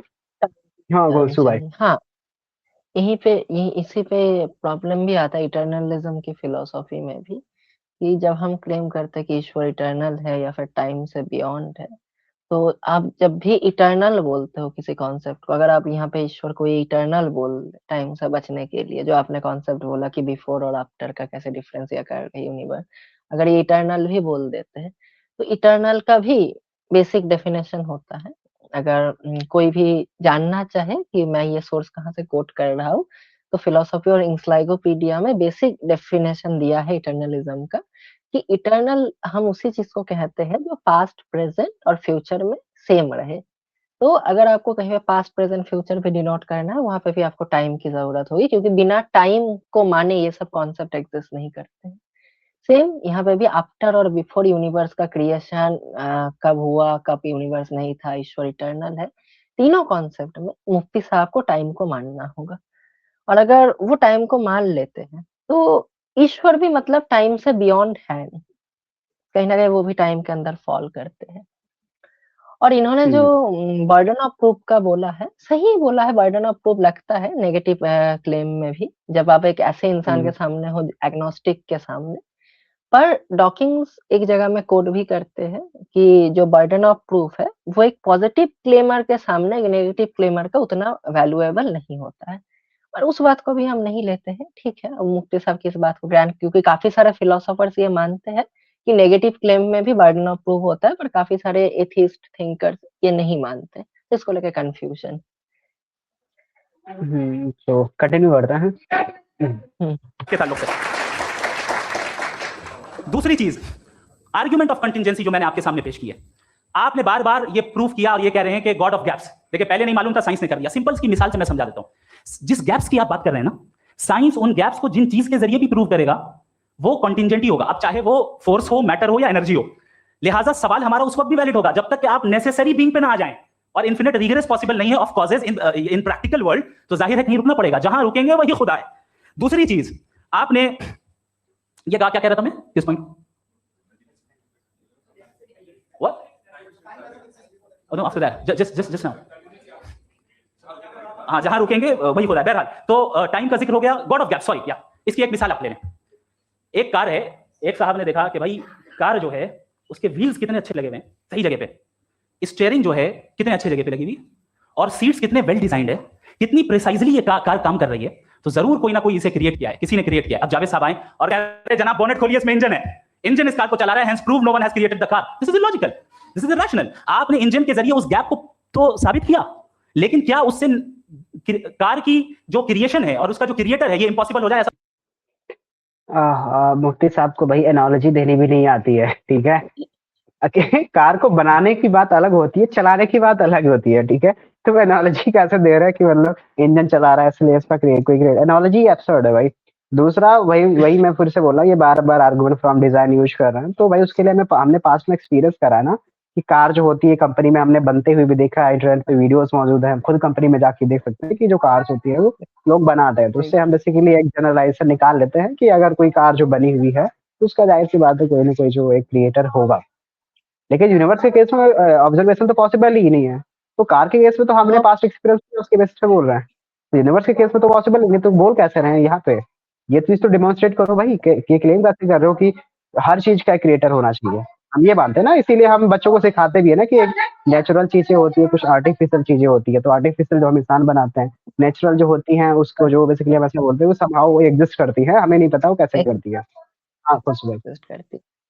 मैखन वही बात है, अगर हमें पता है कि पहाड़ों का क्या काम होता है, पर इसका मतलब ये नहीं पता चलता कि पहाड़ किसने बनाए हैं।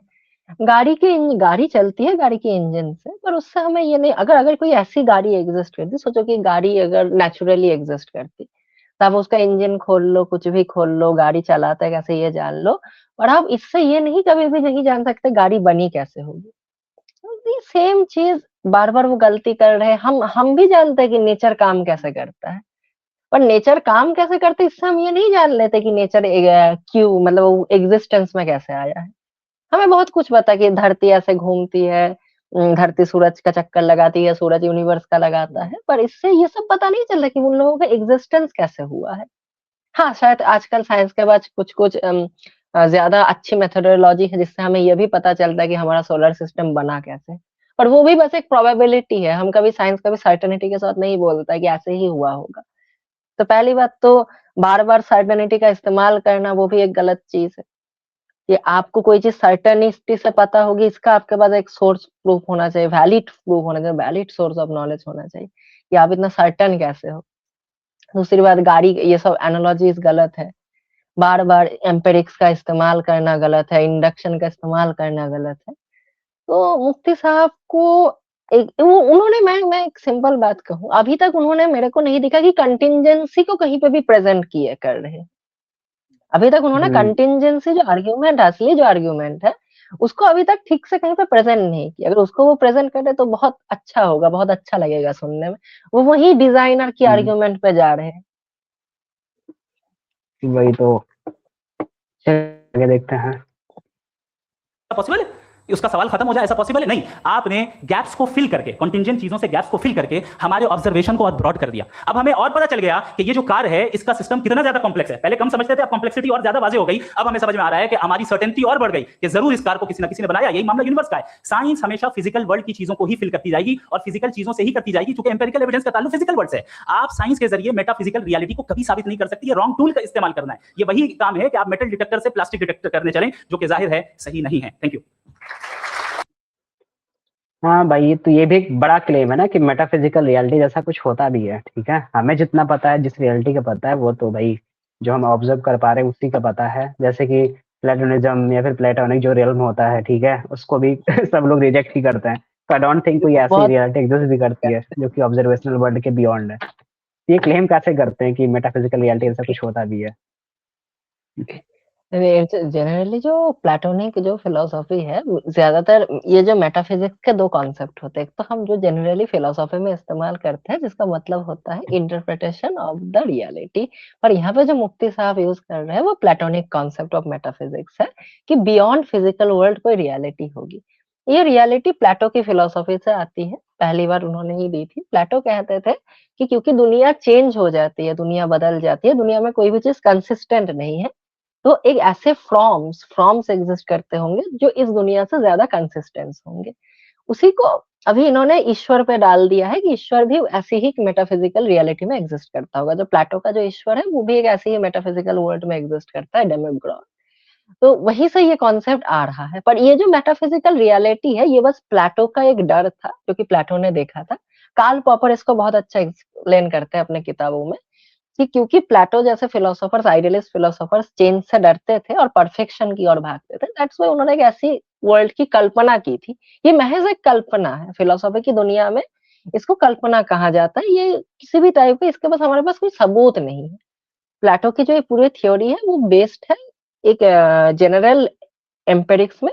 प्लेटो ने देखा था कि जैसे जैसे इंसान, एक बहुत अच्छा एग्जांपल देते हैं, एक छोटा इंसान है, वो छोटा इंसान बड़ा होता है और फिर बूढ़ा हो जाता है। प्लेटो ने कहा कि इंसानों के पास फॉर्म्स होती है, पहले वो छोटा रहता है, कमजोर रहता है, पर एनर्जेटिक रहता है, फिर थोड़ा बड़ा होता है तो ताकतवर होता है, बुद्धिमान हो जाता है। इसको प्लेटो ने परफेक्ट फॉर्म बोला। फिर जब बूढ़ा हो जाता है तब उसको उसने डीके फॉर्म बोला, जब उसके पास अब ना पावर है ना अच्छी कॉग्निशन है। तो ऐसे ही ये जनरल इन्फरेंस पे बेस्ड है कि चीजें चेंज हो जाती है, तो ऐसे ही फॉर्म्स में भी चेंजेस आते होंगे और ऐसे ही मेटाफिजिकल कॉन्सेप्ट होगा। इसका कोई वैलिड सोर्स हमारे पास नहीं मिलता है। तो मुफ्ती साहब का ये जो आर्ग्यूमेंट है, जो प्लेटोनिक मेटाफिजिक्स इस्तेमाल कर रही है, यहाँ पे वैलिड है नहीं। उसके लिए उनको कोई सोर्स दिखाना पड़ेगा कि मैं प्लेटोनिक मेटाफिजिक्स की क्यों बात कर रहा हूँ। इंडक्शन से कभी भी प्लेटोनिक मेटाफिजिक्स को प्रमाण नहीं किया जा सकता है। या तो आप डिडक्शन का वही तो भाई। इस्तेमाल कीजिए, जो कि आप नहीं कर रहे हो, और डिडक्शन से भी प्रूफ नहीं होगा, उसमें भी काफी फ्लॉस दिख जाएंगे, क्योंकि उसके लिए भी आपको प्लेटोनिक मेटाफिजिक्स के कुछ चीजों को जानना पड़ेगा, ज्ञात करना पड़ेगा, तभी आप उसको डिडक्शन में इस्तेमाल कर पाओगे। चलो अब आगे देखते डायरेक्ट हैं। इंडक्ट असल में जो हकीकी प्रॉब्लम है, असल प्रॉब्लम है वो ये है कि जावेद साहब के पास कॉन्सेप्ट ऑफ गॉड क्लियर नहीं है। इन्होंने कहा कि कायनात से पहले खुदा तो था, तब भी तो टाइम होगा। कि टाइम कायनात का हिस्सा है। हम खुदा, उस खुदा को मानते हैं नेसेसरी बीइंग का टाइमलेस होना जरूरी है, क्योंकि वो टाइम का क्रिएटर है। जब उसने टाइम को क्रिएट किया तो वो खुद टाइम पे कैसे होगा? उसने जब स्पेस को क्रिएट किया तो खुद स्पेस में कैसे होगा? अगर वो टाइम एंड स्पेस को पहले से ही उसका पाबंद है तो फिर किस चीज को उसने क्रिएट किया? लिहाजा ये सवाल गलत है कि खुदा था तो टाइम होगा। बिल्कुल नहीं, टाइम के पाबंद हम, खुदा नहीं है। हम फिजिकल वर्ल्ड से ताल्लुक रखते हैं, वो मेटाफिजिकल रियलिटी है। दूसरी चीज इन्होंने मिसाल दी कि चाय की केतली हवा में घूम रही होगी, और पता नहीं शायद वो बर्टन रसल का उन्होंने हवाला दिया। बहरहाल यही प्रॉब्लम है। प्रॉब्लम यही है कि हम चीजों के दरमियान डिफरेंशिएट नहीं कर पाते। ये जो आपने मिसाल दी ये इमेजिनेशन है, और मैं जो साबित कर रहा हूं वो लॉजिकल नेसेसिटी है। आप इमेजिन करना है तो कुछ भी करें, जुपिटर में पिंक एलिफेंट होगा, यूनिकॉर्न होगा, करें, उससे फर्क पड़ता है। उससे आप लॉजिकल नेसेसिटी साबित नहीं कर सकते। मैं तो उस प्राइम कॉज की बात कर रहा हूं, उस नेसेसरी बीइंग की बात कर रहा हूं, जिसके बगैर इस कायनात का एग्जिस्टेंस मुमकिन नहीं है। दूसरी चीज, मजहब को साइंस चैलेंज करती है वगैरह वगैरह, ये हमारा टॉपिक ही नहीं है। मैं इस पे बात करूंगा तो फिर मेरा वक्त चला जाएगा। मजहब के ऊपर क्योंकि हमारी डिस्कशन नहीं है। साइंस को मजहब और बिलखुसूस मैं और हमारा वर्ल्ड व्यू कम से कम साइंस को पीछे नहीं करता है, साइंटिज्म की मजम्मत करता है। इसकी वजाहत मैंने पहले कर दी। दूसरी चीज इन्होंने कहा वर्ल्ड का नक्शा लीजिए, वर्ल्ड मैप लीजिए, दो अलग अलग जगह की। हजरत मैंने ये होमवर्क किया था, और मैंने मिडिल ईस्ट का एक नक्शा लिया और यूरोप का एक नक्शा लिया, ये मजहब का और ये लिबरल और एथीस्ट इलाका। मुझे पता चला कि सबसे ज्यादा रेप केसेस जो है वहां पर है। मुझे ये पता चला यूएन की रिपोर्ट के मुताबिक, मैं अपने घर से नहीं कह रहा, कि जो वर्किंग वुमेन है यूरोपियन कंट्रीज में, उसमें 81% वुमेन सेक्सुअल हैरेसमेंट का वर्क में शुमार हो रहा है। ये मिडिल ईस्ट में नहीं हो रहा है, वो मजहबी लोग हैं इसलिए नहीं हो रहा है। दूसरी चीज आपने ये कहा कि कौन सा इस पे कुछ बोलना चाहोगे, क्योंकि मैं जियोपॉलिटिक्स में इतना इन्वॉल्व नहीं रहता। देखिए, रेप केसेस का जो हम देखते हैं यूरोपियन कंट्रीज में, रेप केसेस बहुत ज्यादा है। हाँ, रेप केसेस यूरोपियन कंट्रीज में काफी ज्यादा है, सही बात है। पर जो अरबिक कंट्रीज है वहां पे भी मैरिटल रेप जो होते हैं वो काफी ज्यादा होते हैं। काफी सारे यूरोपियन कंट्रीज में ऐसे रेप भी रिकॉर्ड होते हैं जो मैरिज के बाद भी होते हैं, पर अरबिक कंट्रीज में ये सब नहीं होता है। तो एक दायरा क्या होता है मुफ्ती साहब का, अगर उन्होंने अगर उन्होंने यूनाइटेड नेशन और यूरोपियन यूनियन, जो इसकी भी अब उन्होंने रिपोर्ट देखी होगी, यूनाइटेड नेशन ही शायद कहीं यूएन कहा है उन्होंने, तो उनके अगर उन्होंने रिपोर्ट देखी हो तो उनको भी ये भी रिपोर्ट देखना चाहिए कि औरतों की फ्रीडम कितनी है अरबिक कंट्रीज में, कि वो कम से कम जाके अपने परेशानियों के बारे में बाहर रिपोर्ट कर सके, और यूरोप में कितनी है। हम हमेशा अगर किसी देश में मर्डर ज्यादा रिकॉर्ड हो रहा है तो ऑब्वियसली वहां पे क्राइम काफी ज्यादा है, पर अगर किसी देश में मर्डर रिकॉर्ड नहीं हो रहा है तो इसका मतलब ये भी नहीं होता कि वहां पे सब कुछ सही चल रहा है। ये तो देखो कि वहां के लोगों के पास क्या मर्डर को जाके रिपोर्ट करने तक का राइट है, कि भाई ऐसे मेरा आदमी मर गया है। सेम रेप के साथ भी है कि क्या तुम्हारे अरबिक कंट्रीज या फिर जितने भी इस्लामिक कंट्रीज है, ईरान जैसे देश, जहाँ पे लोगों को ठीक से पूरी तरह अपने चॉइस से कपड़े नहीं पहनने दिए जाते हैं, क्या वहां की औरतें अपने हस्बैंड के मैरिटल रेप को जाके पुलिस के पास रिपोर्ट कर सकती है कि मेरे हस्बैंड ने मेरा रेप करा है? नहीं कर सकती है। तो सेम यूरोपियन यूरोपियन औरतें जो है उनके पास फ्रीडम है, वो जाके कर सकते, दैट्स व्हाई वहां पे, हाँ वहां पे क्राइम ज्यादा है ऑब्वियसली। इसका मजहब से इसका आपके मजहब से मानने ना मानने से कोई लेना देना नहीं है। इसका उल्टा ये पॉइंट आपके ऊपर ही बैकफायर कर जाएगा कि आपकी मजहब तो फ्रीडम ही नहीं देती कि वो रेप रिपोर्ट कर सकते हैं, कम से कम हम लोग देते हैं। प्रॉब्लम्स कब बाहर आएगी? जब तुम प्रॉब्लम को एक्सप्रेस करने के लिए फ्रीडम दोगे लोगों को, आप वही नहीं देते तो प्रॉब्लम ये वैसी ही बात है कि भाई मेरे पास प्रॉब्लम नहीं है क्योंकि मैंने प्रॉब्लम्स को सुनना ही बंद कर दिया है। हम लोग वही कर रहे हो। ये बात। हमारे पास प्रॉब्लम है क्योंकि हम प्रॉब्लम आगे सुनते देखते हैं। हैं क्योंकि काफी लंबी वीडियो है तो मजहबी आदमी का अच्छा होना हमारे अच्छे होने से बहुत मुश्किल है, बहुत मुश्किल है। तो इसका मतलब यह है कि गॉड के अलावा आपके पास अच्छे और बुरे का कोई स्टैंडर्ड है। मैं चाहूंगा कि कन्वर्सेशनल स्टाइल वाली डिस्कशन और सेगमेंट पे इसी पे बात कर लेते हैं। Thank you very much. ये तो ये फिर बोल रहे हैं कि गॉड के अलावा कोई मोरालिटी का स्टैंडर्ड नहीं होता। जैसे कि मैंने पहले ही अभी बात की, अगर हम मानते हैं कि मोरालिटी गॉड से आती है तो उससे ये जो क्लेम है उसको कभी प्रूव नहीं किया जा सकता विदाउट नोइंग कि मोरालिटी क्या होती है। तो ये पॉइंट नहीं है। तो चलिए आगे देखते हैं। ऊपर करना है, अपना नाम बताना है और अधिकतम 3 वाक्यों में अपना सवाल पूरा करना है। कई लोग सवाल की जगह भाषण देने लगते हैं, उससे आज बचना है जी। तो अभी क्वेश्चन आंसर राउंड शुरू हुआ है, तो हमें क्या इसका रिव्यू करना चाहिए या फिर क्वेश्चन 2-4 क्वेश्चन देख लेते हैं। अब कुछ-कुछ इम्पोर्टेंट मुफ्ती साहब के यहाँ पे काफी अच्छे साइंटिफिक टेम्परामेंट भी हमें दिखेगी इस राउंड में, कि वो कितना ज्यादा तो चलिए साइंटिफिक टेम्परामेंट दिखाते हैं लोगों को। मुफ्ती साहब, पहला सवाल आपका, 16 मिनट है, हम दोनों लोगों के सवाल जी। जी बहुत शुक्रिया। आपकी जो अभी बात हुई बहुत अहम थी, मैं इसको चाहूंगा कि आगे डिस्कस करूं, लेकिन चूंकि अभी ये वो सेगमेंट है क्रॉस एग्जामिनेशन, तो सबसे पहला सवाल आपसे ये है कि जो मैं इतनी देर से कॉन्टिंजेंसी आर्ग्यूमेंट आपको बता रहा था, ये अकल से ही बता रहा था, हजरत आप ये बताएं कि आप इन्फिनिट रिग्रेस ऑफ कॉजेस को पॉसिबल मानते हैं या नेसेसरी बीइंग के एग्जिस्टेंस को सही समझते हैं, क्योंकि कोई ऑप्शन हो सकता है, आप ये बताएं। देखिए, आपको मैं ईमानदारी से बात करूंगा, एक तो मैं कॉन्टिजेंसी वर्ड ठीक से समझता हूं, और इस वक्त भी जो आपने अंग्रेजी के अल्फाज इस्तेमाल किए वो जरा थोड़े से मुझे डिफिकल्ट और कॉम्प्लिकेटेड लगे, तो आप जरा सिंपल जबान में सवाल कर सकते हैं? बिल्कुल कर सकता हूं। यूनिवर्स की हर चीज कॉन्टिंजेंट होने का मतलब यह है कि वो अपने एग्जिस्टेंस में किसी के ऊपर डिपेंडेंट है। जो भी चीज डिपेंडेंट होगी वो चीज इंडिपेंडेंट नहीं हो सकती, तो उसका कोई ना कोई। भाई क्या बात है मुफ्ती साहब को खुद ही कंटीजेंट का मतलब नहीं पता है। कंटीजेंट का मतलब डिपेंडेंट नहीं होता है, कंटीजेंट का मतलब होता है बेसिकली कोई चीज जो है वो पॉसिबल था कि एग्जिस्टेंस में ना हो चाहे। तो कौन सा भाई बोलो, मैं एक बार दिखा भी देता हूँ ऑडियंस को कि कंटीजेंसी का एक्चुअल मीनिंग क्या होता है। हाँ हाँ, अब आप दिखा दीजिए एक हाँ बार क्या होता है, तो ऑडियंस के लिए भी क्लियर हो जाएगा। हाँ, तो आई तब थिंक तक आप क्या बोलते हैं, कंटिन्यू करते हैं, थोड़ा कुछ बोलते रहिए, मतलब कुछ कर लीजिए, मैं बता रहा यहाँ पे बोलने लायक जो मुफ्ती साहब बार बार इन्फिनाइट रिग्रेस ला रहे हैं, वो कि भाई एक तो नेसेसरी बीइंग होगा। बहुत एरिस्टोटलियन पॉइंट को बहुत सारे इस्लामिक क्रिश्चियन फिलोसोफर बहुत ये करते हैं, ऊपर रखते हैं। इन्फिनाइट रिग्रेस, पहली बात तो एक फिलोसोफर थे जिन्होंने इन्फिनाइट रिग्रेस को तोड़ा भी था, वो थोड़ा डीप है, उस पर बात नहीं करें। पर इन्फिनाइट रिग्रेस कभी-कभी हम ये भी मान के चल सकते हैं, जैसे कार्ल सेगन का बहुत अच्छा एक पॉइंट था इसी पे, कि अगर तुम इन्फिनाइट रिग्रेस को मान भी रहे हो, तो एक काम करो, इस दुनिया को ही मान लो। इस दु क्या प्रॉब्लम है? ये मान लो ये दुनिया नेचुरल फिनोमेना है। ये हमें तुम उसको बढ़ा के ईश्वर तक ले जा रहे हो। तो वो चाहते हैं कि नेसेसरी बीइंग हमेशा ईश्वर ही हो, तो इन्फिनाइट रिग्रेस को कहाँ पे रोकना है, यही सबसे बड़ा एक सवाल होना चाहिए मेरे हिसाब से। कुछ क्योंकि थीस्ट मानते हैं कि नेसेसरी बीइंग पे रोक लो, हम एथिस्ट मानते हैं कि नहीं भाई इसी दुनिया में रोक लेते हैं। सबसे प्रॉब्लमैटिक चीज़ तो ये है। और बाकी कॉन्टिजेंसी का जो मुफ्ती साहब बार-बार इस्तेमाल कर रहे हैं, मैं कहना चाहूँगा कि काश मुफ्ती साहब एक बार, मतलब ये एडोनिमन नहीं है, पर काश मुफ्ती साहब एक बार अच्छे से लाइबनिज़ को पढ़ के आ जाते। बहुत अच्छे-अच्छे आर्गुमेंट थे। कंटिजेंसी आर्गुमेंट से एक जो खुदा वो मानते हैं, जो जिस इस्लामिक गॉड को वो मानते हैं या फिर गॉड को भी मानते हैं, वो वाले गॉड प्रूफ नहीं होते हैं, जो बियॉन्ड टाइम, पहली बात तो बियॉन्ड टाइम एंड स्पेस, इनका बार-बार का आर्गुमेंट रहा है। ऐसा नहीं होगा कि आप कंटिजेंसी को प्रूव करके बियॉन्ड टाइम एंड स्पेस के गॉड को प्रूव कर दोगे। ये भी प्रॉब्लमैटिक है कि भाई कोई चीज़ बियॉन्ड स्पेस एंड टाइम के बाद यूथ कैसे इटर्नल हो सकती है? तुम्हें इटर्नलिज़्म को फिर साबित करना पड़ेगा, वहाँ पे कैसे होता है? इतनी जगह मुफ्ती साहब के आर्गुमेंट्स कंफ्यूजिंग है, इतनी जगह वो चीज़ों में लैक कर रहे हैं फिलोसॉफिकल कॉन्सेप्ट में।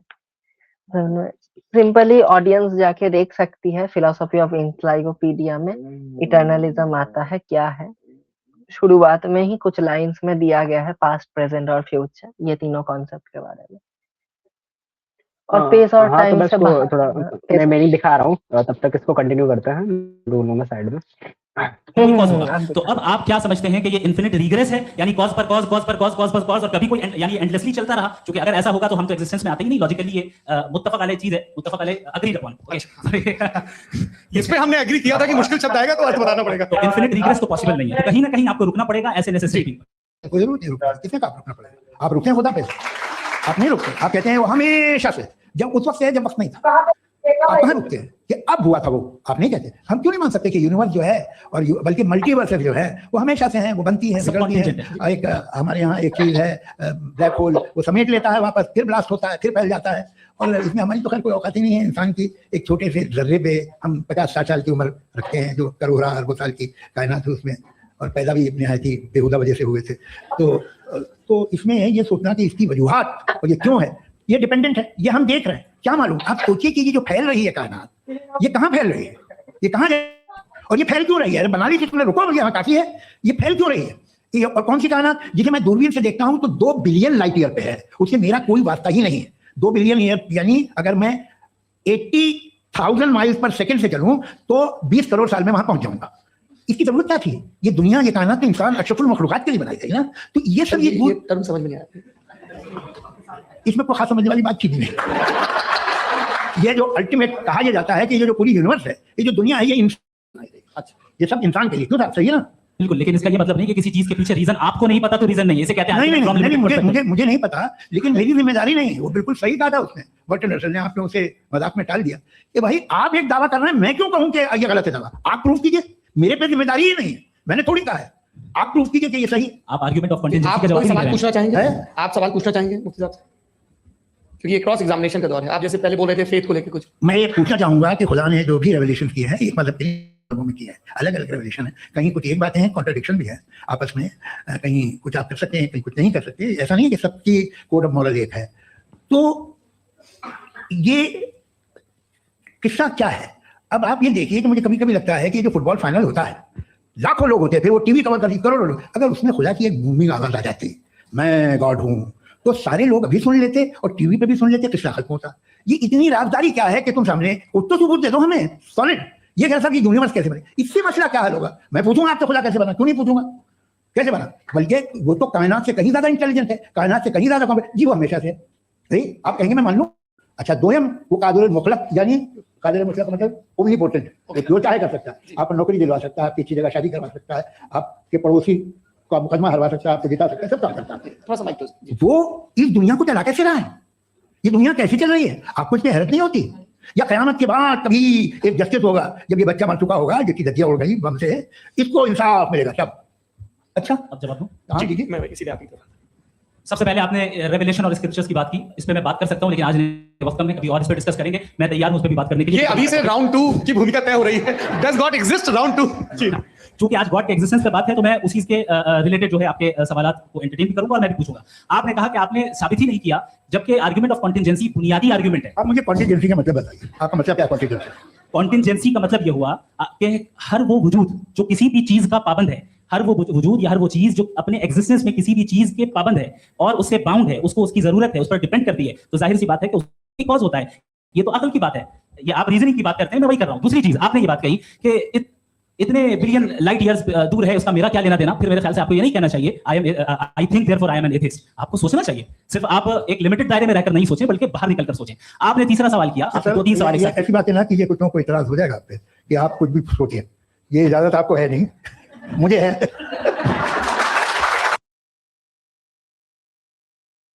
हाँ भाई, कुछ बोलना है इस पे इतने पे? जावेद अख्तर जी का रिप्लाई तो काफी ज्यादा ह्यूमेरियस ह्यूमर वाला था, काफी बढ़िया रिप्लाई है, दायरे में नहीं है। पर बाकी जो कंटिजेंसी है, कंटिजेंसी का ये डिपेंडेंट, आई मुझे पता नहीं डिपेंडेंसी, अगर ये डिपेंडेंट आर्ग्यूमेंट में जा रहे हैं हमेशा कि हर चीज डिपेंडेंट है कॉज में चला जाता है, मेनली इनको कंटिजेंसी आर्ग्यूमेंट यूज नहीं करना चाहिए था। इनको एक्चुअलाइजर का आर्ग्यूमेंट यहाँ पे ज्यादा फिट बैठेगा, या फिर उस पे अगर वो खेलते हैं फिर तो माध्यमिक जैसे फिलोसॉफी आते हैं इंडिया में जो कि इसको चैलेंज कर देंगे। पर अभी तक मेरे को कंटिजेंसी, उन्होंने कंटिजेंसी को डिफाइन नहीं किया। मतलब ये डिबेट जो है ये कहीं से भी मुझे कंटिजेंसी पे लगी ही नहीं पूरा आर्ग्यूमेंट। और मैं चाहता हूँ, मैं इसलिए बोलता हूँ कि जो डिबेट में जो मॉडरेटर है लल्लन टॉप अटैक नहीं कर रहे हैं, मॉडरेटर्स को थोड़ा सा एक्टिव होना चाहिए डिबेट में कि भाई कंटिजेंसी को ठीक से डिफाइन कीजिए आप, या फिर जावेद अख्तर को भी थोड़ा सा ये होना चाहिए। जावेद अख्तर को तो मतलब नहीं पता, अलग बात है।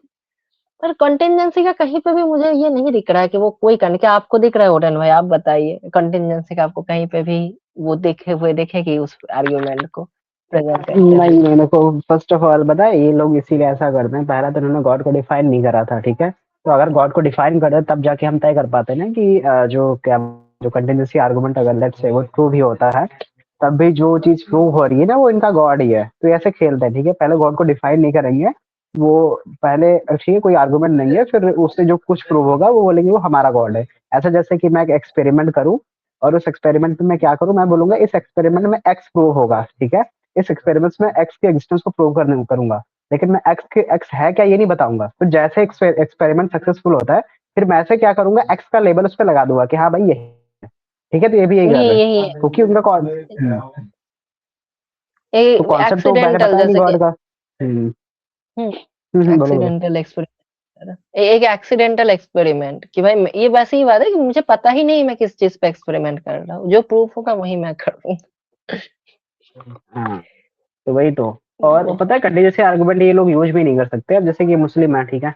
तो जाहिर सी बात है कि क्या बोलते हैं, ये इस्लामिक कॉन्सेप्ट ऑफ गॉड को मानते होंगे। तो इस्लाम में तो जो चेन है ना, यूनिवर्स को जो जस्ट जो पीछे की कॉज है ना, वही गॉड है इनका, अल्लाह। जबकि कंटीन्यूअसी आर्गुमेंट होता है, ये बोलता है नेसेसरी एग्जिस्टेंस होना चाहिए, लेकिन वो कितने स्टेप बैक होने इसका कोई एविडेंस नहीं है, इसका कोई एविडेंस नहीं राइट? है हाँ, इसलिए। तो इनके हिसाब से हाँ, इस्लामिक कॉन्सेप्ट में तो यूनिवर्स के जस्ट पहले गॉड आता है ना, उसके पहले ये जो यूनिवर्स के बाद गॉड पे खत्म हो जाती है। लेकिन कंटिन्यूसी आर्गुमेंट के थ्रू ये कभी भी स्टैब्लिश नहीं करा सकते ना कि वो चेन कहाँ पे खत्म होगी। बस ये बोल सकते हैं कि नेसेसरी बीइंग होना चाहिए लास्ट में, लेकिन चेन स्टेप्स बैक जाएगी ये नहीं पता। तो इस आर्गुमेंट से इनका गॉड तो वैसे भी नहीं प्रूव होता। नहीं, हाँ वो तो बिल्कुल नहीं। वो तो हमने जितना लाइबनिस को पढ़ा है कंटिजेंसी पे, वो कभी भी इस टाइप का ईश्वर को प्रूव नहीं कर सकता, कर ही नहीं सकता। मतलब फिर तुम्हें मानना होगा कि हम मुसलमान नहीं है, हम इस्लामिक गॉड पे नहीं मानते, हम पैंथीस्ट है, वो मान के प्रूव करो, फिर होगा शायद। फिर तो उनका तो क्या करना है? आप स्ट्रीम एंड करना है या फिर आगे और कंटिन्यू करें? करना चाहिए आई गेस। आगे वैसे ही कुछ बातें हैं, टाइम भी हो गया काफी, चलो, 1 आवर आई गेस। तो आज के लिए हाँ, इतना तो ही यहीं या पे। फिर हाँ, आज के लिए बस इतना ही करते हैं। अगर व्यूवर्स को आगे के पार्ट पे भी देखना वो कमेंट कर सकते हैं, तो हम आगे के पार्ट में भी ऐसे बना देंगे।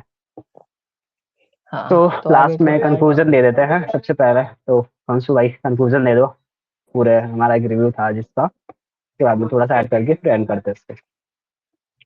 इस रिव्यू में हम मेनली देखना चाहते थे कि मुफ्ती साहब के जो कंटिंजेंसी आर्ग्यूमेंट है उसको हम कैसे तरीके से काउंटर कर सकते हैं।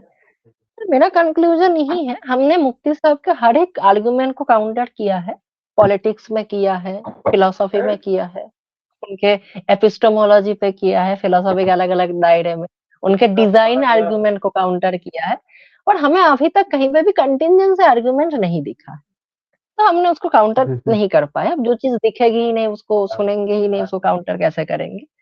तो अगर इस लाइफ के आगे जब हम नेक्स्ट पार्ट अगर बनाएँ, उसमें कहीं पे वो कंटिंजेंसी का थोड़ा मतलब बोल दे अच्छे से, तो शायद काउंटर करेंगे। पर इस लाइफ में तो मुझे कंटिंजेंसी कहीं दिखा नहीं, इसीलिए कंटिंजेंसी को तो हम काउंटर नहीं कर पाए। बाकी उनके सारे आर्गुमेंट को हमने प्रोबेबली काउंटर किया है, क्यों ओडेन भाई? वैसे कंटीन्यूअसी पे जो थोड़ा बहुत उसमें उन्होंने बोला था, तो मैंने पहले ही बता दिया था ना कि अगर तुम बोलते हो ना कि कोई चीज कंटिजेंट है, तो उसका मतलब वो चीज हमें पता कैसे चलती है। जैसे मैं बोलता हूँ ना एक्स है, तो वो चीज हमें पता कैसे चली। तो ये अगर यूनिवर्स के केस में लेते हैं हम, जो ऑर्डिनरी जो ऑब्जेक्ट्स है उनको ऑब्जर्व करते हैं, फिर उससे जनरलाइज करते हैं। जैसे कि मैंने देखा, लेट्स से एक बॉल होता है, ठीक है, तो मैंने एक बॉल को देखा तो एक डिस्टेंस में आया, फिर एग्जिस्टेंस चला गया, ठीक है, फिर दूसरा बॉल को देखा, तो मैं ऐसे जनरलाइज कर लेता हूँ कि जो बॉल होते हैं कंटिजेंट होते हैं, मतलब कि इसकी पॉसिबिलिटी है कि जो बॉल्स होते हैं वो मतलब पॉसिबल है कि वो एग्जिस्ट ना करते, राइट। सो ये हमने ऑब्जर्वेशन के थ्रू निकाला है। तो अगर तो इससे ये कंक्लूड हम कर सकते हैं कि हम ऑब्जर्वेशन के थ्रू ये पता कर सकते हैं कि बेसिकली जो कंटिजेंट जो चीजें हैं वो क्या है। अब दूसरा पॉइंट, अब क्योंकि इन्होंने स्टार्टिंग में डिनाई कर दिया था कि जो साइंस है वो रिलायबल सोर्स है इन्फॉर्मेशन का। अब साइंस जो है बेसिकली वो क्या बोलते हैं, सोफिस्टिकेटेड फॉर्म ऑफ बोल सकते हैं, क्योंकि साइंस में हम अगर जनरली ऑब्जर्व करते हैं तो हम कुछ जो वेरिएबल्स होते हैं उसको इग्नोर कर देते हैं कि उसमें भी वेरिएशन आ सकता है। साइंस में क्या होता है, हम सारे वेरिएबल्स को मेजर करते हैं, ठीक है, कि कौन कौन से वेरिएबल चेंज हो रहे हैं। तो हम ट्राई करते हैं कि हम जो चीज को मतलब एक्सपेरिमेंट करें जिस चीज पे, उसको उसको चेंज होने दे, बाकी चीजें जिससे कि हम लोग प्रिसाइजली बोल पाए कि हाँ ये जो पैटर्न बना वो किस चीज से बना। तो वो बेसिकली सोफिस्टिकेटेड फॉर्म है इंडक्शन की। तो और अल्टीमेटली यही बोल सकते हैं इंडक्शन ही है। अब रिजेक्ट कर दिया तो फिर इंडक्शन का यूज कैसे कर रहे हैं, या तो ये कोई दूसरा तरीका बताते हैं ये पता करने के कंटिजेंट चीजें एग्जिस्ट करती हैं। तो दूसरा तरीका भाई बताओ, हम फॉर ग्रांटेड तो ले नहीं कंटिजेंट चीजें एग्जिस्ट करती हैं। और तो अगर इंडक्शन से ले रहे हो तो फिर induction universe as a whole पे अप्लाई भी नहीं होता है। तो इस तरीके से इनको ये सबसे पहले डेमोन्स्ट्रेट करना पड़ेगा ना। फर्स्ट में सारा ये है कि कंटिजेंट चीजें एग्जिस्ट करती हैं, तो वो चीजें पता कैसे चली ना। अब इंडक्शन को रिजेक्ट करो तो फिर दूसरा केस बताना पड़ेगा। तो ये भी प्रॉब्लम है इन्होंने, और अच्छे से स्टैब्लिश भी नहीं करा ना, कंटिन्यूस कहीं भी फ्रेम भी नहीं करा। हाँ, और उन्होंने इन्होंने इंडक्शन का कंटिजेंसी पे एस्टैब्लिशमेंट का पूरा का पूरा आर्गुमेंट इंडक्शन पे था। इवन हर जगह इंडक्शन से जाना प्रॉब्लम ऑफ इंडक्शन को भी जन्म देता है।